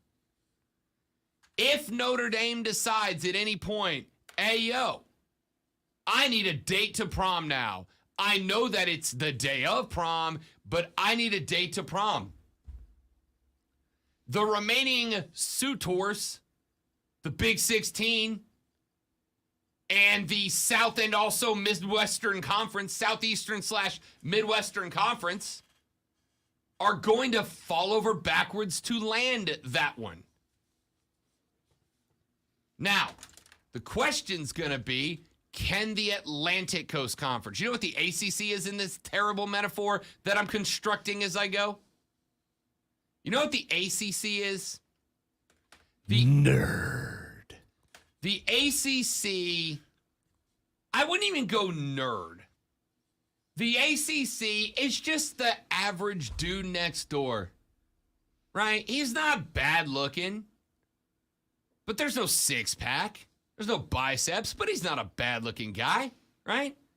He's cute. The women in the neighborhood think he's cute. But you know what he is? He's stable, right? He's stable. He's got a good job, which he's contracted to until 2036. He makes good money. It's not the most money in the world, but he's responsible with it. He's got a good job. He's got a good car, got a good house. He's stable. He's all set. And there comes a point in the lives of a lot of women where they stop chasing six packs and biceps and they start chasing stability. They stop chasing the best looking dude on the block and they start chasing the dude who has his boat together. Notre Dame may look at the ACC and go, stability over there, man.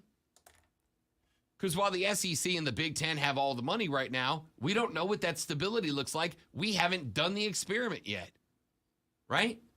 I don't know what that looks like. I don't know what those two fighting each other is going to look like down the line. But we know exactly what the ACC is from now until 2036.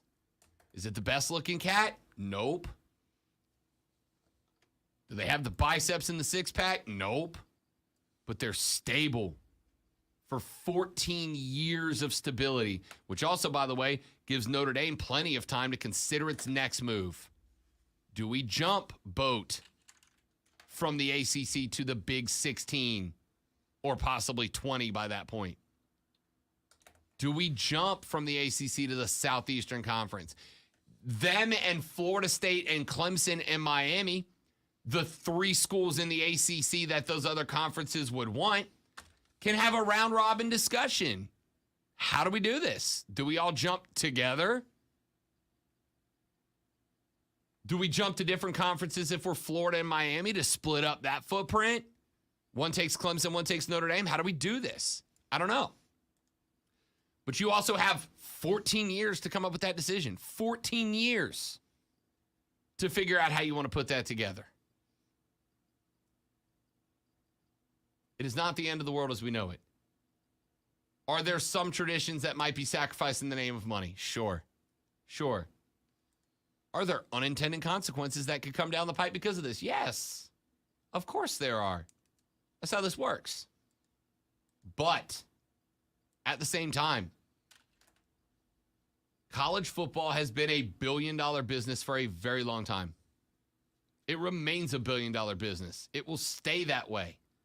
This is the inevitable result of the growth of college football. It just is what it is. And those schools, those conferences at this point are just looking out for what puts the most gold in the coffers. And for SC and for UCLA, the answer was the Big Ten. What is the answer for Notre Dame? Is it remaining an independent? Is it the ACC? Is it the SEC? Is it the Big Ten? Who knows? What about the other schools in the Pac-12? Does the Pac-12 fight for its own survival like the Big 12 is doing right now? Do they go pick up the next round of growing schools to fit in and try to grow them into powerhouses? Who knows?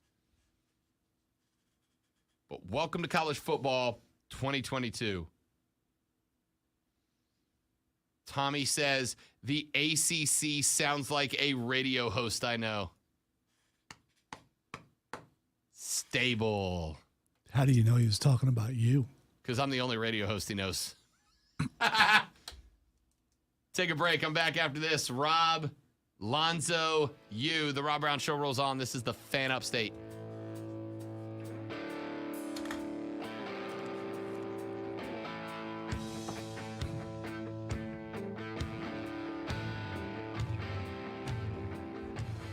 Stephen, that's what's called with a C analogy. Take that however you want.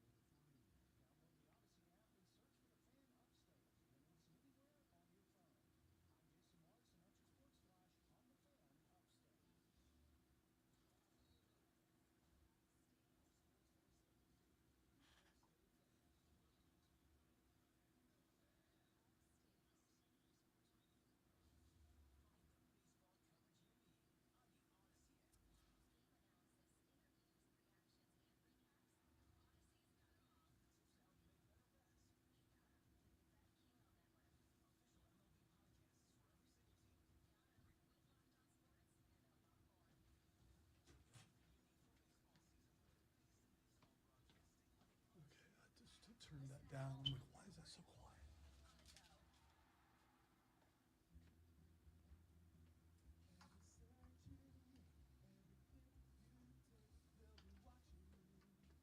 Are you tired of being tracked online? There's a simple solution. DuckDuckGo. It's an all-in-one privacy app with a built-in private search engine, web browser, one-click data clearing, email protection, and more. All for free. Download the app today and get the most comprehensive privacy Have you never protection with a push of a button. never had a deep fried Twinkie? Privacy simplified. No. Oh man. This is weird seeing him eat it. And also, I've never seen him cook before. For some reason, I thought it would be in a basket.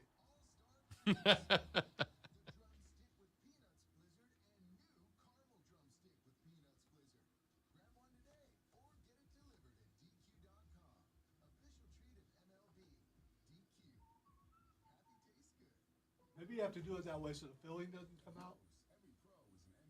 I don't know. I've never fried a Twinkie. I've just eaten fried Twinkies, I've had and they're delicious. I've had baked ones that come in the frozen part. Have you ever had fried Oreos? I think at the Ohio State Fair. Yeah, that's where you'd get them. Never tried to fry butter. I mean, that was just too far. I will eat almost anything fried, but butter is a line. They were frying sticks of butter. I don't. Of all that water everywhere, only 0.5% is fresh water available for human use. That's why at Moen, we're innovating to save 1 trillion gallons of water by 2030. Discover Mission Moen at moen.com. Welcome to Total Wine and More. I want something fun in the sun. You will love this sparkling wine. Good day, sir. Hi there. How long do you have before you're back on the air? 10 seconds. I'm assuming that's not long enough. When's your next break? In 53. 10 minutes, slightly less. I won't. I leave it.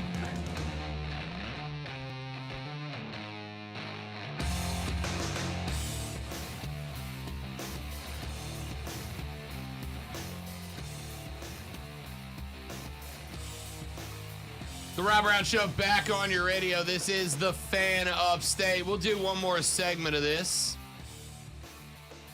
And again, I want your thoughts. I want your thoughts. I want you to tell me, what is your reaction to SC and UCLA joining the to SC and UCLA joining the Big 16, the B16. I like that. The B16. The B16. Yeah, you could do something with that. Yeah. I'm looking through the reactions to this predominantly on social media. And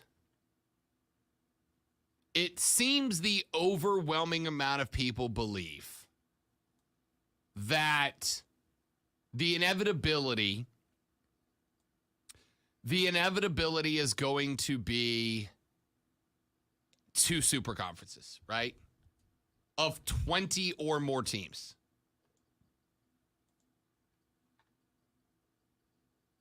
And I think that's probably accurate. I think you are looking at a B16 and a Southeastern/Midwestern Conference domination of the rest of college football.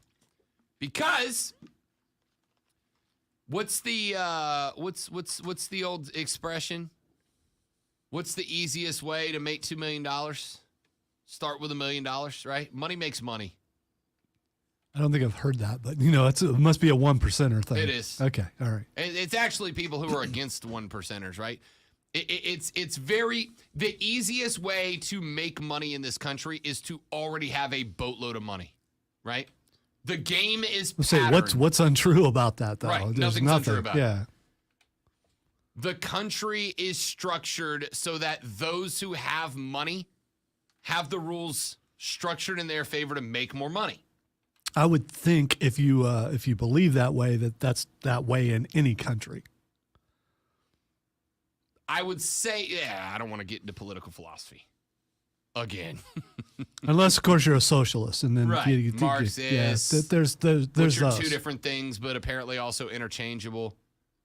But whatever. the people at the tops of those are still usually pretty rich. So, Just saying. regardless of the philosophy, regardless of the philosophy you subscribe to, the easiest way to make money in this country is to have a bunch of money. Well, every time that the SEC or the Big Ten roll another school up between the two of them, they also roll up the resources and therefore money that those schools bring to the table, which is to say a lot of it, right? So now the SEC and the Big Ten, or the B16, the Big 16, they now have the opportunity to utilize those resources to fight against everybody else. Again, if you're the ACC, what do you do right now? You're calling Notre Dame and you're like, look, Notre Dame, we know you want to remain independent. We know that you're a narcissist. Sorry, I mean, you have great tradition of being an independent school. We get it. We understand it. But you can make more money rolling up into a conference. And if you join the ACC, between you, Clemson, Florida State, and Miami, we can at least have the foundation to build a conference that sets up with the SEC and the B16. But here's the thing. For the first time, in my opinion, why does Notre Dame have a reason to join the ACC and not join the B16 or not join the SEC, right? They're a free agent. There is more money on the table with the big two conferences than there is with the ACC, even if the ACC has stability like we talked about. So what is the reason for Notre Dame not to join one of the big two super conferences? There's really not one. There's really not one. So I don't know. I don't know how this ends. I don't know how this ends other than we have minimum 2, maximum 3 super conferences and a slew of new traditions involved within them. Some of the old ones will stay. Auburn v. Alabama is never going anywhere. Clemson v. South Carolina is never going anywhere. Florida State is never going anywhere. Michigan, Ohio State is never going anywhere. The biggest traditions are not going anywhere. Do you know why the biggest traditions aren't going anywhere? Because the biggest traditions to your school are run in your school, and it doesn't matter who they're playing on Saturday. They're still doing the thing. Sandstorm is still playing to open up the game. Clemson's still running down the hill to open the game. The spear is still being planted in Tallahassee, and Mr. Two Bits is doing his thing in Gainesville, no matter who's lined up across the field. The traditions that people outside of your school care about that involve your school aren't going anywhere because they bring money to the table. People watch Ohio State, Michigan, even if they're not a Buckeye or a Wolvie. People watch the Iron Bowl, even if they're not an Elephant or a Tiger Eagle. They're still watching. Those things aren't going anywhere. But this whole, the end is nigh, college football is over as we know it, the world is collapsing, our traditions are going, none of that's accurate. Yeah, there are going to be things that change. Well, we've lost our regional,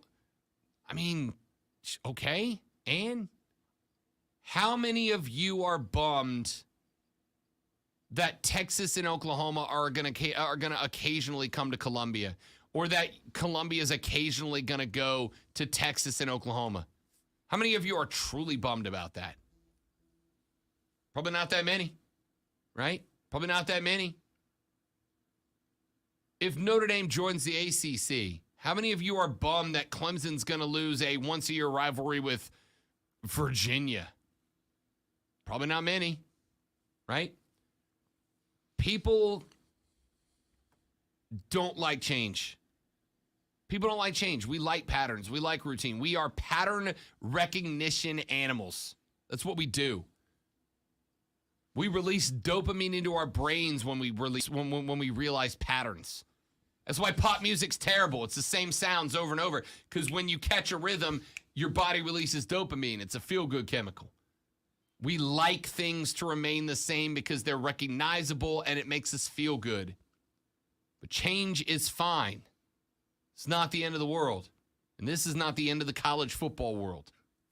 USC and UCLA moving to the Big Ten blows up precisely nothing. Nothing. We're not losing anything. I mean, yeah, I guess you'll be losing a couple of little traditions here and there. Whatever the traditions USC has when they play Oregon are up in the air. But again, name me one if they're that important. Well, they're important to me. All right, well, get mad at your schools then. Because when the schools do this, they do it because the money is more important to them than the traditions. Everybody wants to get mad at it. It's probably have politics. Congress sucks, except for my guy who I'm going to reelect every year. All right, well, you're part of the problem, dude. Right? Your school is the reason these things are changing, because they want more money. And this is how you get it. Back after this for hour number 3 of the Rob Brown Show, just around the corner. He's Zoe, I'm Rob, and you are listening to The Fan Upstate.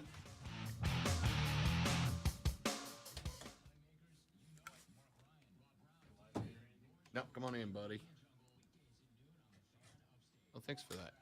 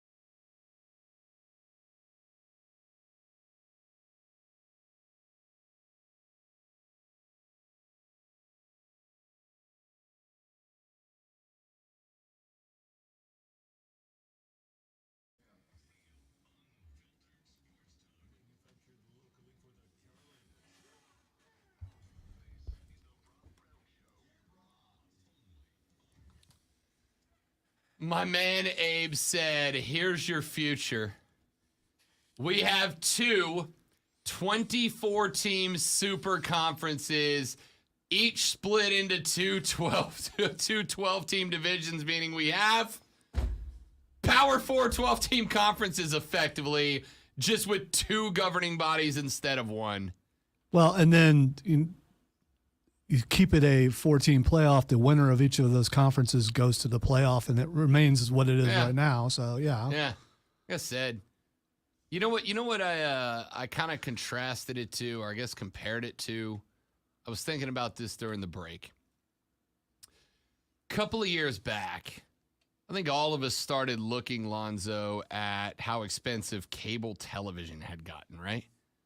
Like cable TV and internet was stupid expensive. And all of a sudden, along comes the concept of streaming services, right? And here comes YouTube TV. And YouTube TV was like half the price of my cable. But then other streaming services started popping up, right? And it suddenly was, well, I gotta have Netflix because all the shows everybody's talking about in pop culture on Netflix. And I've got to have Hulu because Hulu's got all these great movies on it. And I got to have HBO Max because The Boys is on that, and I love The Boys. I got to have Disney Plus because all the Marvel and Star Wars stuff is Disney Plus. That's not it. And so now I end up in a spot where, Zoe, I am paying, $130, $140 a month for all of the streaming subscriptions that I want, which is what I was paying for when I had cable, right? And I'm arguably getting less than I was getting with cable based on what I elect to watch on some of these streaming services. Basically, what happened is we just replaced cable with a fancier version of cable down the line. We talked about this on the Pulse before. And here's the thing, there was a point where people were proud. I've unplugged. Okay, you unplugged. But like you pointed out, well, yeah, this show's only offered on this. Well, that's only $10. Well, this show's only offered on this. That's only $19.99. Oh, there's a bundle here. I'll just go ahead and do that. That's got to be cheaper. Before you know it, you're looking and you have all these services that you only have around for like one show. And it adds up to the point where, wow, I am paying as much, if not more, for this than I was before. And the next big thing, if everyone jumps on it, it's no longer the next big thing. Yeah. It just becomes more of the same. So I compared it to the conference expansion in this direction, right? We all did that. We all started cutting the cable. We all started moving to streaming. We all started grabbing the YouTube TV and the Netflix and the Hulu and the Disney Plus and all these different streaming services, to the point that we're all paying as much as we were paying for cable. We just have a different form of it. Well, I wonder if this might kind of end up going in the same direction, right? Like, everybody's making all these moves. Conferences are going away. But at the end of the day, the conferences were, at their core, what? Centralized governments for a small set of schools that were isolated geographically to pool together money and resources to make every school better off across the athletics board. And so it effectively ended up to where we ended up with 5 power conferences, and then we ended up with a handful of smaller conferences that kind of just chipped away here and there. Which, of course, that's kind of how it worked. If what Abe says is correct, turns out to be correct, and I think he's got a very good point, we could end up in 10, 12 years with 2 24, 28 team conferences, right? 2 28-team conferences. And both of those conferences are split into two 14-team divisions, which play each other round robin style. Each division sends their divisional champ to the playoff. We got a 14 playoff, which is effectively what we have now, just slightly more divided up. And this is part of why I've said nothing has really changed, with one exception, which is the governance of college football is going to become more centralized. The overall voice of college football, the rules-making process surrounding college football is going to centralize. Which, if we're being honest, might not be a bad thing, right? We've talked about how much of a joke the NCAA has been. The reason the NCAA has been a joke, in my opinion, is because the NCAA has traditionally been afraid to take any action which might tick off the power brokers contained within it. And if they do that, and those power brokers, the SEC, the Big Six, the B16, the Pac-12, the Big 12, and to a lesser degree the ACC, then those schools will start to do what? We'll make our own NCAA.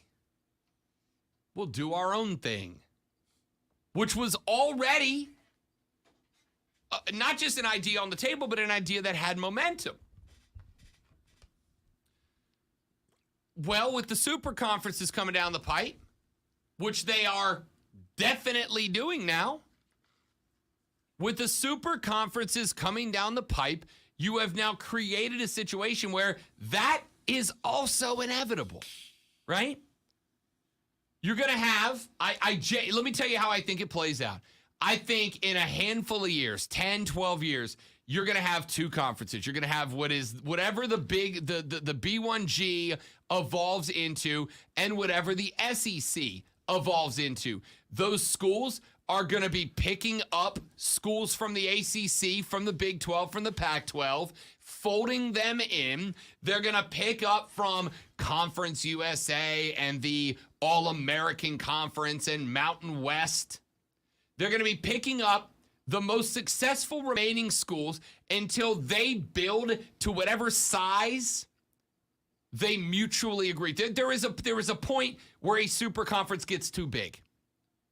There's a point where a super conference stops getting return on investment for adding schools. They will grow to that size, and I don't know what that size is.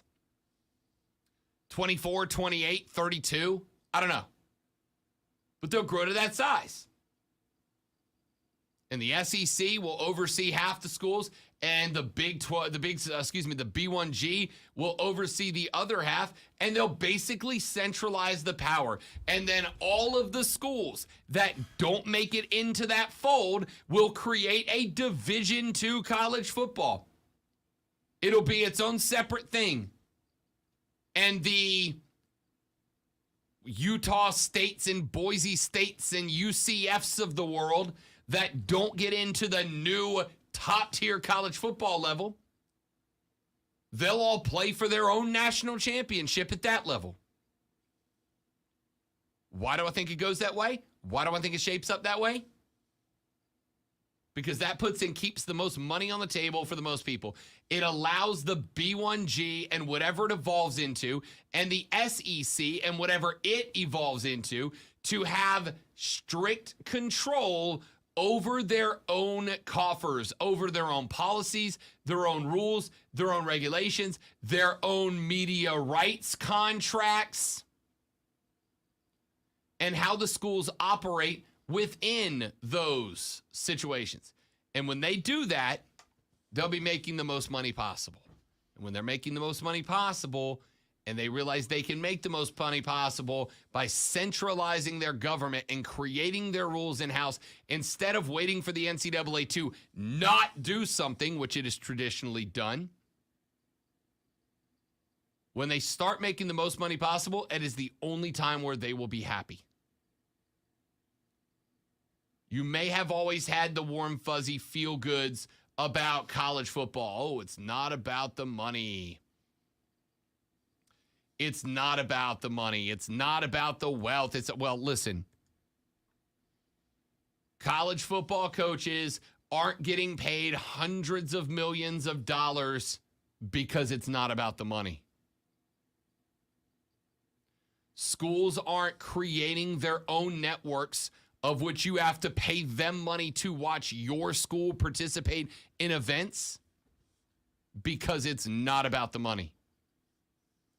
The only reason the NCAA has been worthless when it's come to governing college football is because they have been afraid to make a move to tick off the power brokers who have the, answer with me, class, the money. They know if they peeve the SEC enough, the SEC just goes and does its own thing. And when they do, they take with them the money. And if they peeve the Big 16 and the Big 16 splits off and does its own thing, they take with them, yes, that's right, class, the money. And if those two conferences, by the way, if one of those would have gone rogue, right? Let's say the SEC adds Texas and Oklahoma. Remember a week ago when the biggest story in college football was the discussion that the SEC was considering an SEC-only postseason? And that was like a week's worth of talk, right? Remember when that was the biggest news story in college football? What did I tell you was, if that happened, going to be the follow-up story to that? The Big 12, scratch that, the Big 10 would have done the same thing. They would have walked, they would have created that. And then what would have been the next logical conclusion to an all SEC postseason and an all Big 10 postseason? The winner of the all SEC postseason and the winner of the all Big 10 postseason play each other in one last hurrah to determine the true national champion. And the Big 12 and the ACC and the Pac-12 would have been going, hey guys, what about us? And they'd have been sitting there with the Big 10 and SEC, rolling around in their Scrooge McDuck vault of money, treading amongst gold coins going, what about you guys? Sucks to be you. We got all the cash, homies. Enjoy whatever you want to call your postseason. We got the national champ over here. In which case, the NCAA would have been screwed, and we would have ended up here anyway. That's why. How do we know? I mean, how much longer does the NCAA make it? Because the whole time when super conferences were being rumored and mentioned, the first thing was to combat the NCAA, to have their own championship and not worry about it. So could the NCAA have blocked this if they wanted to? Doubt it. I don't think so, because schools have the autonomy to make their own decision about what conference they participate in, right? If you were them, would you have tried? Just to try to keep your job? I mean, what do you say, right? Here's the problem.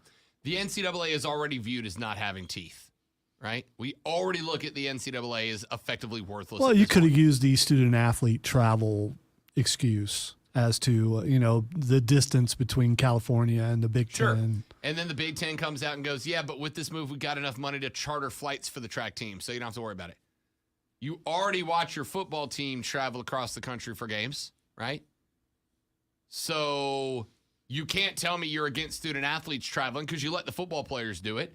And we're now telling you that with this merger and with the resources added and with the media rights added to this, we now have enough money that the cross-country team gets its own plane to fly to Rhode Island.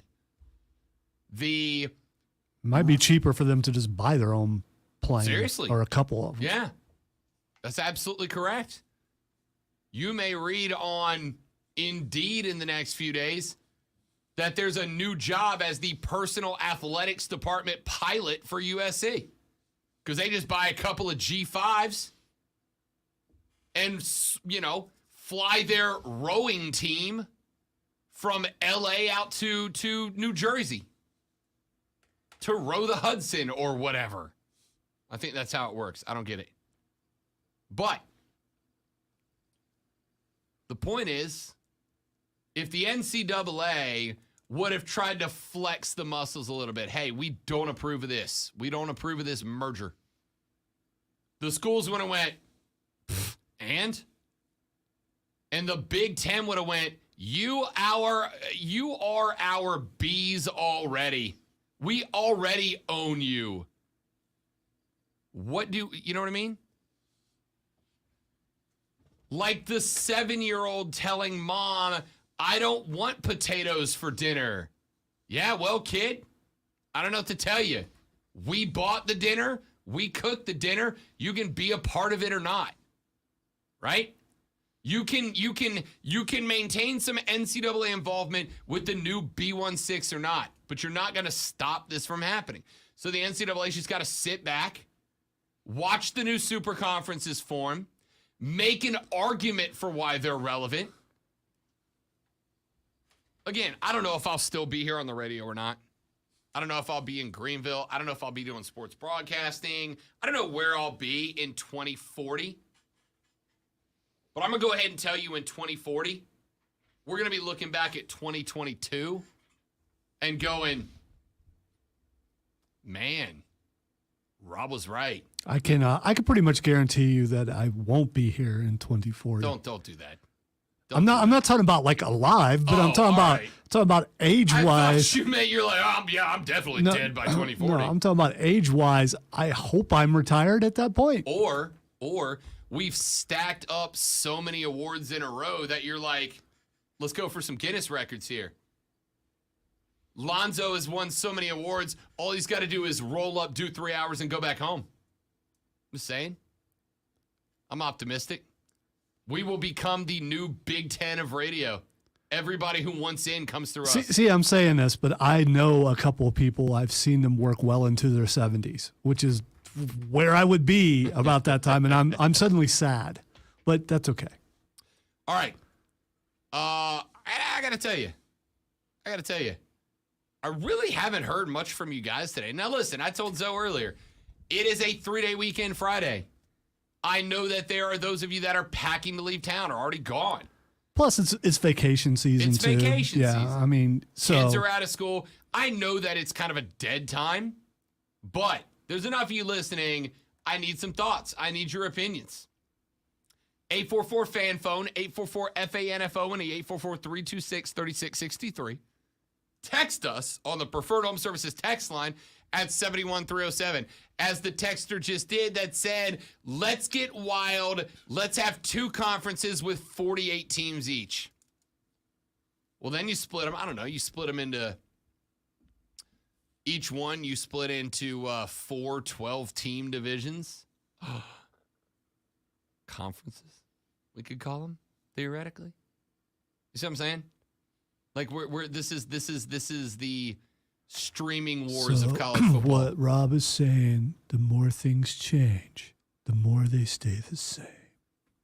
Fan, USC and UCLA haven't been relevant in forever. What's the big deal with B1G adding 2 Tennessee-type teams? Because this is not about what.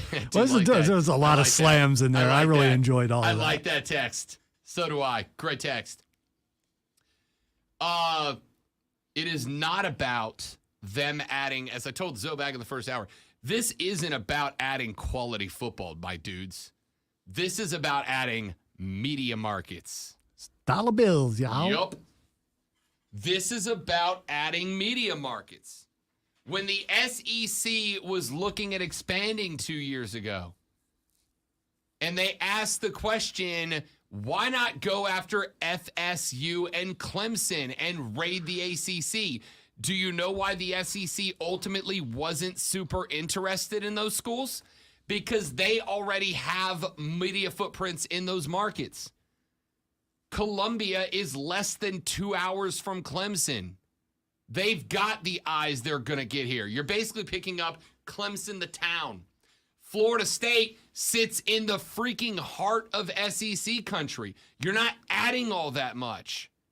But if you add Texas and you add Oklahoma, you have added a huge swath of televisions to it. USC may or may not ever compete for a B1G title. UCLA may or may not ever compete for a B1G title. That's not what they bring to the table. What do they bring to the table? The largest television market in America, in Los Angeles and Southern California, into the B1G footprint. So now, when the Big Ten renegotiates television rights, now they slide across what they have in the Midwest, in Penn State and Michigan and Ohio. And they got Columbus and Cincinnati and Cleveland and Detroit. But now they get to go, oh, and by the way, ESPN, CBS, Fox Sports, ABC, whoever wants our rights, you have to pay us for Los Angeles and San Diego and La Jolla and all these SoCal territories, which make up the number. Why do you think Roger Goodell wanted not one but two NFL franchises in LA? Why do you think Golden State moved? Why do you think the Lakers and the Clippers share Crypto.com Arena? Because LA is a treasure trove when you start negotiating TV contracts. And now the Big Ten has taken the fattest television market in America away from the Pac-12. The Pac-12 is doomed. The Pac-12 is doomed at this point. The Big 12 is doomed at this point. And unless the ACC pulls an absolute power move, they ain't far behind. It's not about adding teams that can win your conference. It's about adding teams that put that many new eyeballs in the largest TV network in America into the fold and nothing else. Got to take a break. We're back after this. I got a few non-college football stories to run through in the next segment. Good Lord, Friday's flown by. Time flies when you're having chaos. Rob Lonzo and you on the Rob Brown Show in the Fan Upstate.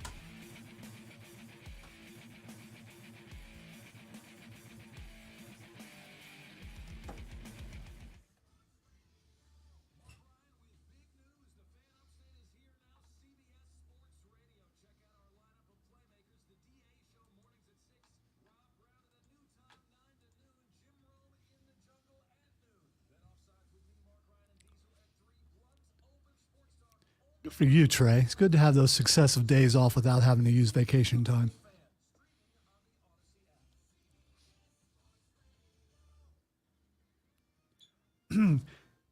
I know this is going to come across as mean, but it's me, so a lot of things I say come across as mean.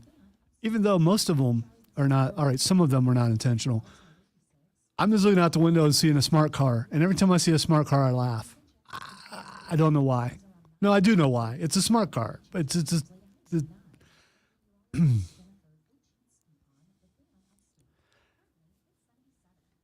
I guess if I'm going to live dangerously, I'd rather be on a motorcycle than in a smart car.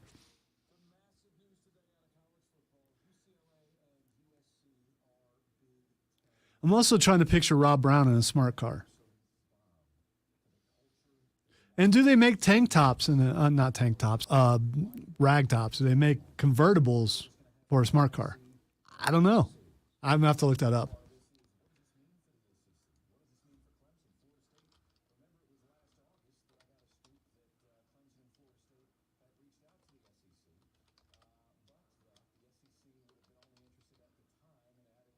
Wow. They do make convertible smart cars, which actually look cooler than a real smart car. I'm just it kind of looks like a dune buggy or something, but they actually make those. Huh. Didn't know. That's why the internet's amazing.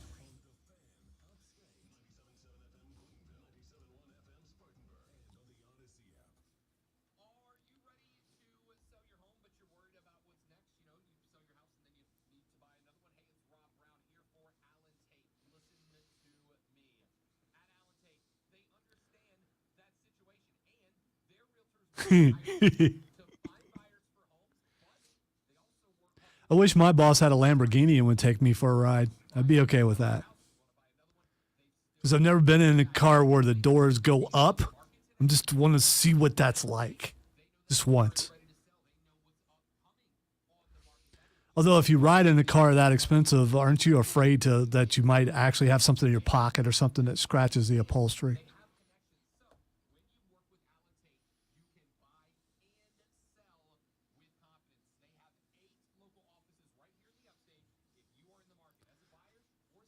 So, Rob, So, Lonzo. Fightful has just put out 2 tweets that I think you will enjoy. Okay. The first one is Blackpool Combat Club will not be trading for Kevin Durant as he hasn't bled with the right people. And the other one is I'm told Bullet Club is in the running for Kevin Durant as they usually only expect their leaders to stay around a couple of years anyway. Those are both very Yes. good tweets. Those are both very good tweets. Also, would you fit in that smart car?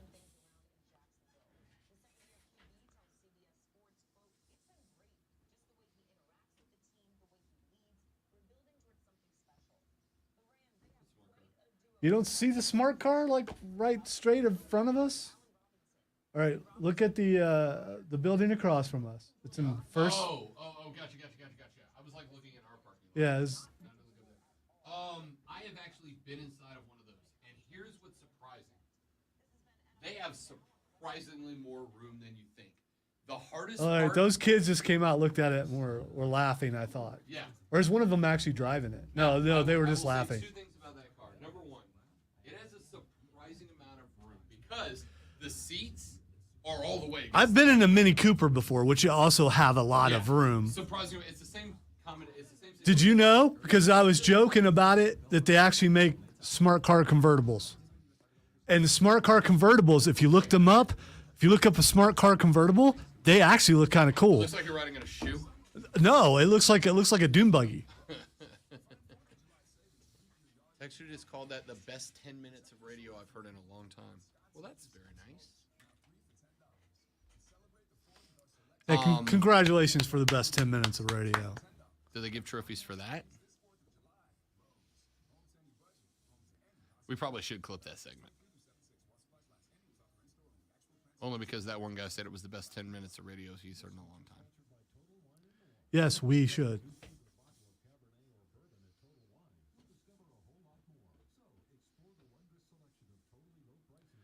So Trey says his boss took him for a ride in a Tesla, and it took him a while to, he couldn't figure out how to shut the door. If you went for, if Cinecroppy took you, and I said his last name, he's the boss. If he took you for a ride in his car, would you be worried about scratching the upholstery or He didn't take something? me for a ride in his car. Oh, I forgot how important you are. When we went to meet the new Furman Associate AD, I rode with him. Okay. Did you ride in the back? Just to call him my chauffeur. All right, the Rob Brown Show rolls on. It is the Fan Upstate. We're inside the last half hour of the show for the week. And, of course, remember, a long weekend. We are out on Monday as we'll be celebrating the 4th of July. I'll be over in Atlanta with the fam, hitting up a little Bravos. Atlanta Braves baseball, hot dogs, fireworks, beer on the 4th of July. By the way, public service announcement, don't drink and blow stuff up. I mean, because, you could have a Pierre Paul moment. Yep. And you don't want to have one of Yep. those. You do not want to be Pierre Paul.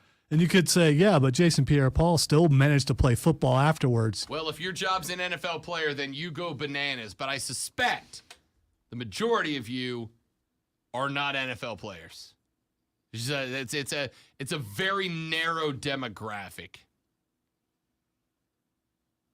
Yeah, it is an honor to be the designated blower up of stuff. All right. The demolition man for the night, Yeah. if you will. I love being the dude that gets handed the lighter to go bananas, right? But do that before the bourbon, not after it. all By the right? way, don't have like Roman candle battles and stuff like that kids do, especially kids who live on a beach, I'm guessing. I don't know who you're talking about. And sparklers can burn if you touch them on the end. That's all I'm saying. All right. What time are you getting out of there Monday night? Or is it a day game? Well, you're No, going to be it's a watching s- fireworks. It's a 7:05 first pitch, which means that post fireworks, I'll be getting out of there. I would guess around 11. Probably take an hour to an hour and a half to clear the battery and the traffic. So probably be on the road back to Greenville about 12:15, 12:30. Puts me back in the Ville about 2:45, 3 a.m. And then back here at 7. Awesome. Yeah. But you have the experience that you're going to be able to talk about. Oh, it's going to be a great weekend. All right, a couple of stories that I wanted to get to before we get out of here for the day, since we got Twitter trending topics. We still got one segment after this, right? Is this our? Yeah, this is the second. Yes, Rob. I completely lost my way. Don't get on your 3-day weekend yet. All You right. still got a half hour to go. All right, couple of things. Yes. You know what? I'm gonna tell you. Go ahead and get your Skynet music ready, Lonzo. Go ahead and get your Skynet music ready, because here we go, ladies and gentlemen.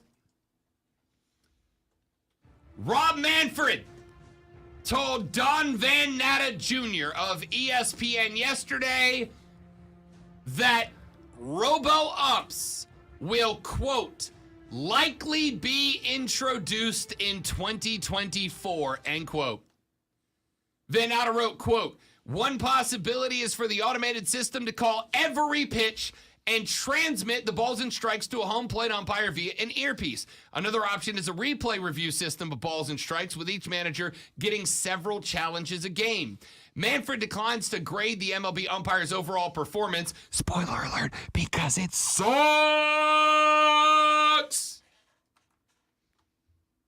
Fans are displeased, to put it politely. He insists the adaptation of robo-umpires should not be seen as an indictment of umpires' abilities. But it is! But it most definitely is! And then Sarah Connor tells Kyle Reese about an evil man named Robert Manfred, who brought about the end of all mankind when Skynet was brought about thanks to robo-umps. John Connor, I would not have been necessary except for Angel Hernandez. If he would have been better at his job, you wouldn't have needed me. Blame Angel Hernandez. Down. You combine movies at the end there, but that's okay. Come with me if you want the strike zone. Listen. The umpires this year are catastrophically bad. Catastrophically bad. Embarrassingly bad, right? And now, because their little feelings all hurt because we're saying mean things about them, now they're starting to toss players who have the audacity to go, hey, Blue, you suck. I want to quickly applaud your range going from Arnold Schwarzenegger to Elmer Fudd was an amazing. I mean, it's just the transition was like two different people. The umpires are let me tell you how bad the umpires are this year. Cody Decker and I, he's the co-host of my nationally syndicated show Bet for the Cycle, which airs tomorrow and every other Saturday during baseball season from 1 to 5 Eastern. An amazing show where they also do radio bets. Loser of tomorrow's bet has to take the 999 challenge. You know what the 999 challenge is? Isn't that like a calling? No, I don't know what that is. 999 challenge. Loser of whatever's tomorrow bet turns out to be has to take the 999 challenge. You go to your next local baseball game and you have to eat 9 dogs and drink 9 beers over the course of 9 innings. So basically 9 dogs, 9 brews in about 2 hours. That sounds like 2.5. heaven to you. Yeah, as soon as that came up and the Mario and Cody were both like, oh God, that would sound awful. I'm like, 9 beers, 9 dogs? I do that at home for All right, fun. Let's you got to go. make sure it's actual hot dogs and not chili dogs because they said hot dogs. They Hot didn't say dogs. chili well, dogs. They're both in LA, so these are regular hot dogs. Right. Okay. Not All chili right. dogs. Because if you're going 9 chili dogs, Now, that changes it. What I told them was I am screwed if I go to the drive game and they serve the default dog as a chili dog because now I got to eat 9 chili dogs and that's a problem. Anyway, the MLB umpires have been so bad that Cody Decker and I have now dedicated a weekly segment to calling out the worst or the worst umpire of the week, and it's always got multiple contestants. Multiple. They're that bad.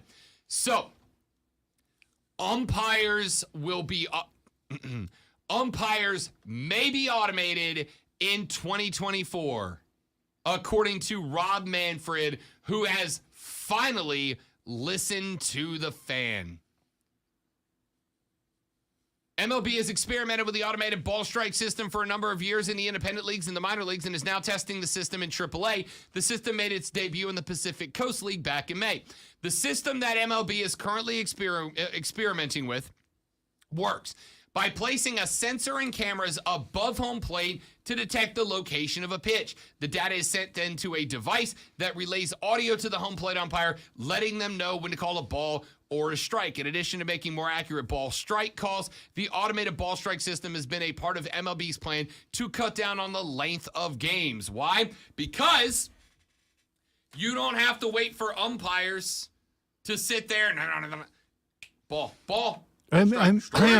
I am genuinely curious about something. So, is there artificial intelligence involved in the robo umps, or is this just sensors?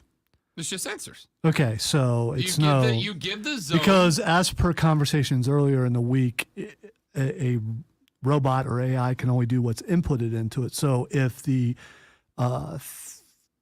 entity that's putting things into it is fallible, then hence the robo umps would also be, because they wouldn't be able to make decisions on their own. They could only do what was inputted into them. And if, let's say, umpires were the ones who helped do that, then I don't get why there would be a difference. So, it's like this. Calling a ball or a strike on a 102 mile an hour cutter, really, really tough to do. It's tough to do. I acknowledge that it's a hard job. Calling it by computer isn't. And here's why. Because you shoot a laser that runs along the side of the plate. This is not a subjective call. The ball either goes over the corner of the plate, the side of the plate, or it doesn't, right? It's not subjective. It's an objective reality that the ball will either cross the black, the outside level of the plate, or it won't. So you run a laser down. And if the laser gets tripped, it's a strike. And if it doesn't, it's a ball. There's no like, can we expand it by? You'll be able to see if it's expanded by an inch. You'll be able to tell. It's bad data. So, again, the ball is either a ball or a strike. It is not subjective. It is objectively a ball or a strike. A laser is objective. There's no opinion of a laser. The laser doesn't look and go, I think it. The laser looks down, and if the laser beam gets broken, it's a strike, and if it doesn't, it's a ball. How is it adjusted with the height of the player? That I believe they have a second camera that looks in from the outfield and points into home plate and registers the box at that point. Okay, because the box would definitely change depending on the height of the player. Aaron Judge's strike zone is different than Carlos Correa's. And Aaron do you, Judge is 6'9", Correa's 5'9". Do you adjust for stance or just height? It is when the player is standing, it's letters to belt effectively, right? But again, if we've got the opportunity to watch that ball cross the... So first we'll get the radar, we'll get the laser that goes, it did or did not cross the plate. And then we can look at the other camera angle and we'll know, here's the range, here's the range. We superimpose where that strike zone is based on where the batter is, and then we know it crossed or it didn't. And even if So you make mistakes with that, it will immediately know if a guy walks up to the plate and then he adjusts his stance and gets a little bit lower. Crouches way down. That's on him. it, Is not on the robo ump. who was the player umpires used to hate? I'm forgetting the guy's name, but he was big on the MLB The Show towards the first, because this dude Zoe would do his strike. It would come to the dish, and his batting stance was literally this. Like he cracked. And the point of that was, here's the thing. Rob, in case you're listening on the radio, went from Shaq to an Oompa Loompa. Yeah. So, like, the thing is, when he stands at the dish, right, this is the stance. The strike zone's here to here. That's the zone. He's right? pointing chest to midsection. To belt, yeah. So if I come up to the dish and I do this, the strike zone's the same. It's still the strike zone, even though I've contorted myself around it. So right? the strike zone doesn't move with you. Correct. The strike zone is the strike zone. Now you can contort and bend and move. The strike zone's the strike zone. But if you're 5'2", you can't help that you're 5'2". Absolutely. And the benefit of that is the pitcher has a smaller box vertically to hit. So But it the cuts strike zone's still the strike so zone. rather than the strike zone going down to where the No, player the strike is. zone moves up and down Okay, with the that's height of what the player. Yeah. So Aaron Judge, who is 6'9", the top of his strike zone is at the top of the head of Carlos Correa, who is 5'9". But we can still see where the strike zone is. We can still see that. And even if we can't, it is still going to be infinitely closer to accurate. I'm not trying to be than Angel difficult here. Hernandez. So what if the player adjusts his stance between pitches? The strike zone remains. When you go and you stand at the dish, letters to belt, wherever that box falls over the plate, that's the strike zone. So because that's the thing, right? I forgot. Well, if I'm going to bunt, right, why not like just literally go down and crouch and get on my knees and hold the bat out, right? Because now strike zone's still where the strike zone was when you were standing there, regardless of how you contort your body around it. We will still get a better view. Texter says armpit to kneecap is the rule book definition of strike zone. Yeah, okay. If you want to go lower, I mean, I know that, but again, there are some umpires that will move it belt to kneecap, whatever. Well, and that's then the there other are part some is- torsos that are longer than others. Does that mean the strike zone's Yes. bigger or Yes. smaller? Yes, it so does. that's not very accurate, Yes, not it even does. for a supposed robo-ump. Just anything to get rid of Skynet. I respect it. All right. I just want to live, Rob. Real quick, Deshaun's disciplinary hearing did come to an end yesterday, but that being said, we don't know what the disciplinary is going to be. It could take multiple weeks. I told you guys I would not expect a disciplinary ruling until minicamp starts for the Browns on July 27th, and then we'll know what Deshaun's discipline is going to be, if any. There are some people that think the PA may be able to talk them down into a much lighter suspension. I still doubt that. Nikola Jokic of the Denver Nuggets has gotten the largest contract in the history. If I had told you Nikola Jokic was going to get the largest contract in NBA history, would you have believed that? You mean the two-time MVP? That's the guy. I might have. 5-year, $270 million Supermax. Speaking of NBA, Kevin Durant has not accepted an extension with the Nets. He has demanded a trade. What's interesting about the Durant trade, 4 years left on his contract. He's got no control over where he goes. They could send him anywhere. All that and more. I will get into some of that on social media over the weekend. But this college football story was the thing we had to do today, right?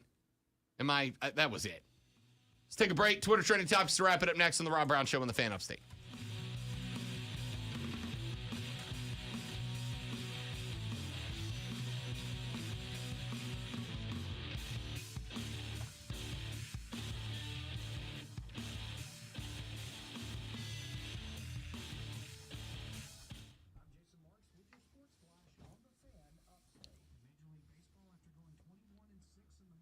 So I've already been spoiled a little bit on Stranger Things. Not specifics, but things that I kind of guessed. I hate social media, but unfortunately I have to have it up.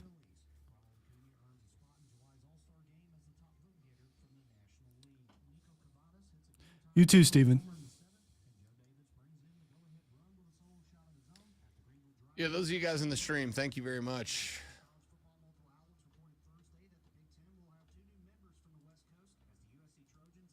I don't know about you, but that was heartfelt, and I felt the sincerity to the point where it's. Well, I'm I had to looking through the MLB rule book. grab because back I a said tear. top of the belt, but it's the knees, not the top of the belt anymore. So I made a mistake on air. That will shock you. unacceptable. You are suspended for Monday. I really should be. Permanently. I wouldn't go that far. We'll give you Monday. See what happens on Tuesday. In this market, you'll find Fisher Investments is different than other money managers. Different how? Aren't we all just looking for the hottest stocks? Nope. We use diversified strategies to position our clients' portfolios for their long-term goals. You don't just provide cookie-cutter portfolios? No. We tailor our clients' I was concerned about being ahead of the game today, but our wonderful boss has found more work for me, so I'm good. for a financial advisor. It means we're obligated to act in our clients' best interest. So when do you make more money? Only when your clients make more money? Yep. We have one transparent management fee structure, so we do better when our clients do better. Sounds like you really look out for your clients. We do, because our priority is helping them achieve a comfortable retirement. That might be why most of our clients come from other money managers. Visit FisherInvestments.com to find out why investors like you switch to us. Fisher Investments. Clearly, different money management. Investments in securities involve the risk of loss. I'm Mark Ryan. If you're like me, you're no interior decorator and you need a bit of help putting together an outfit that comes. I'm beyond grateful I met my friends at Smith & James Fine Men's Clothing because they make me You know, I'm not cracking on whoever it is who's reading this commercial.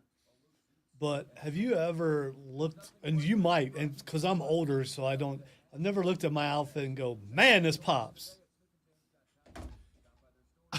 Is it? No, I'm being old guy here. Is that something that It's a newer phrase. that you younger folks do? Yeah. It's a newer phrase. Like, Oh my Lord, my outfit pops.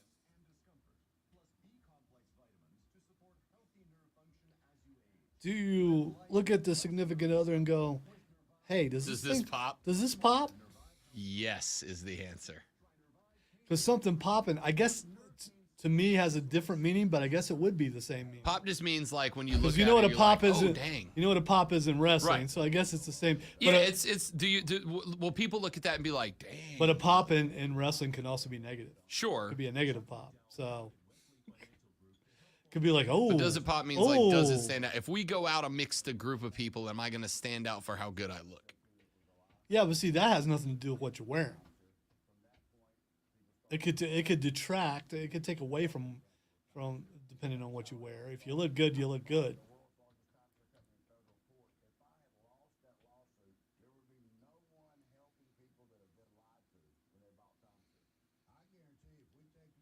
I've never been anywhere in public with anyone more, hey, look at me, than Rob Brown. So, I mean, there's that. Never. Never. That's a lie. It is not a lie. That's a lie. It absolutely is not That's a a lie. lie. I'm going to wear this not even that just bad. so everyone can point at me with I'm hatred. literally wearing all black right now.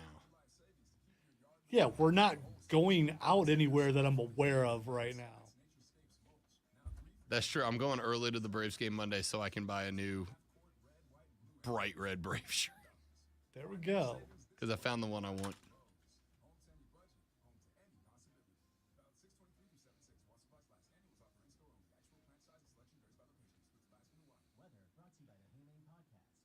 That's nice of you, Tommy. Tommy says, Rob, you always pop. Your boy's got your back. Look at that. It could be sarcasm. I don't know. It 100% is. Is it? He also asked me how the diet's going.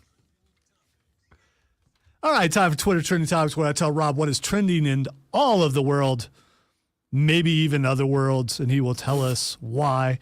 Hey, man, I don't know.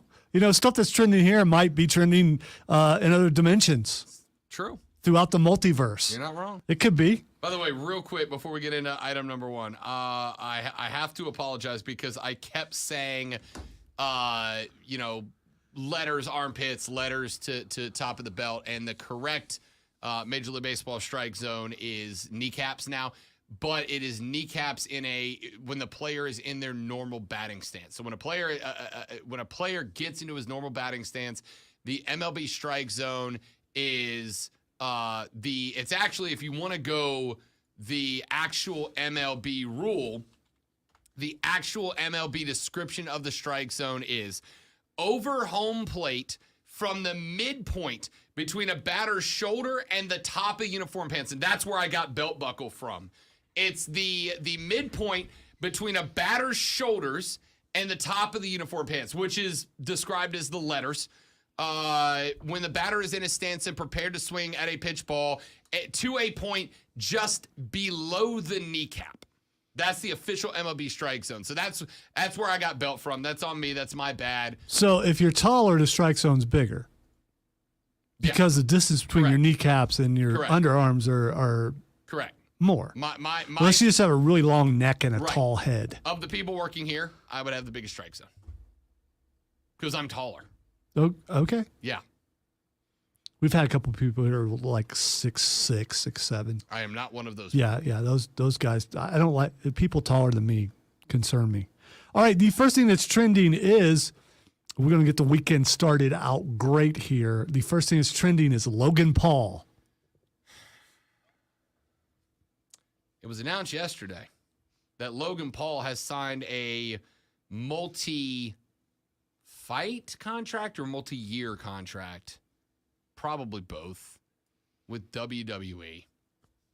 Huzzah. Knew that was coming because the Miz was name dropping him and saying some things. So I figured they would end up doing a Miz Logan Paul. With feud. your disdain for the WWE, this should be good for you because then it's just another reason to dislike the WWE. It's not disdain for WWE. It vitriol. It's disdain. It is an expectation for them to be better, which they continuously fail to do. It drips with the venom. Without a doubt. All right, the next thing that's trending is Canada. Oh, Canada, you are America's hat. I don't know. Like I've got today's Canada Day. Oh, today's Canada Day? Yes. Well, happy Canada Day to those of you that are celebrating Canada Day throughout the upstate of South Carolina. You Canucks that are down here with us.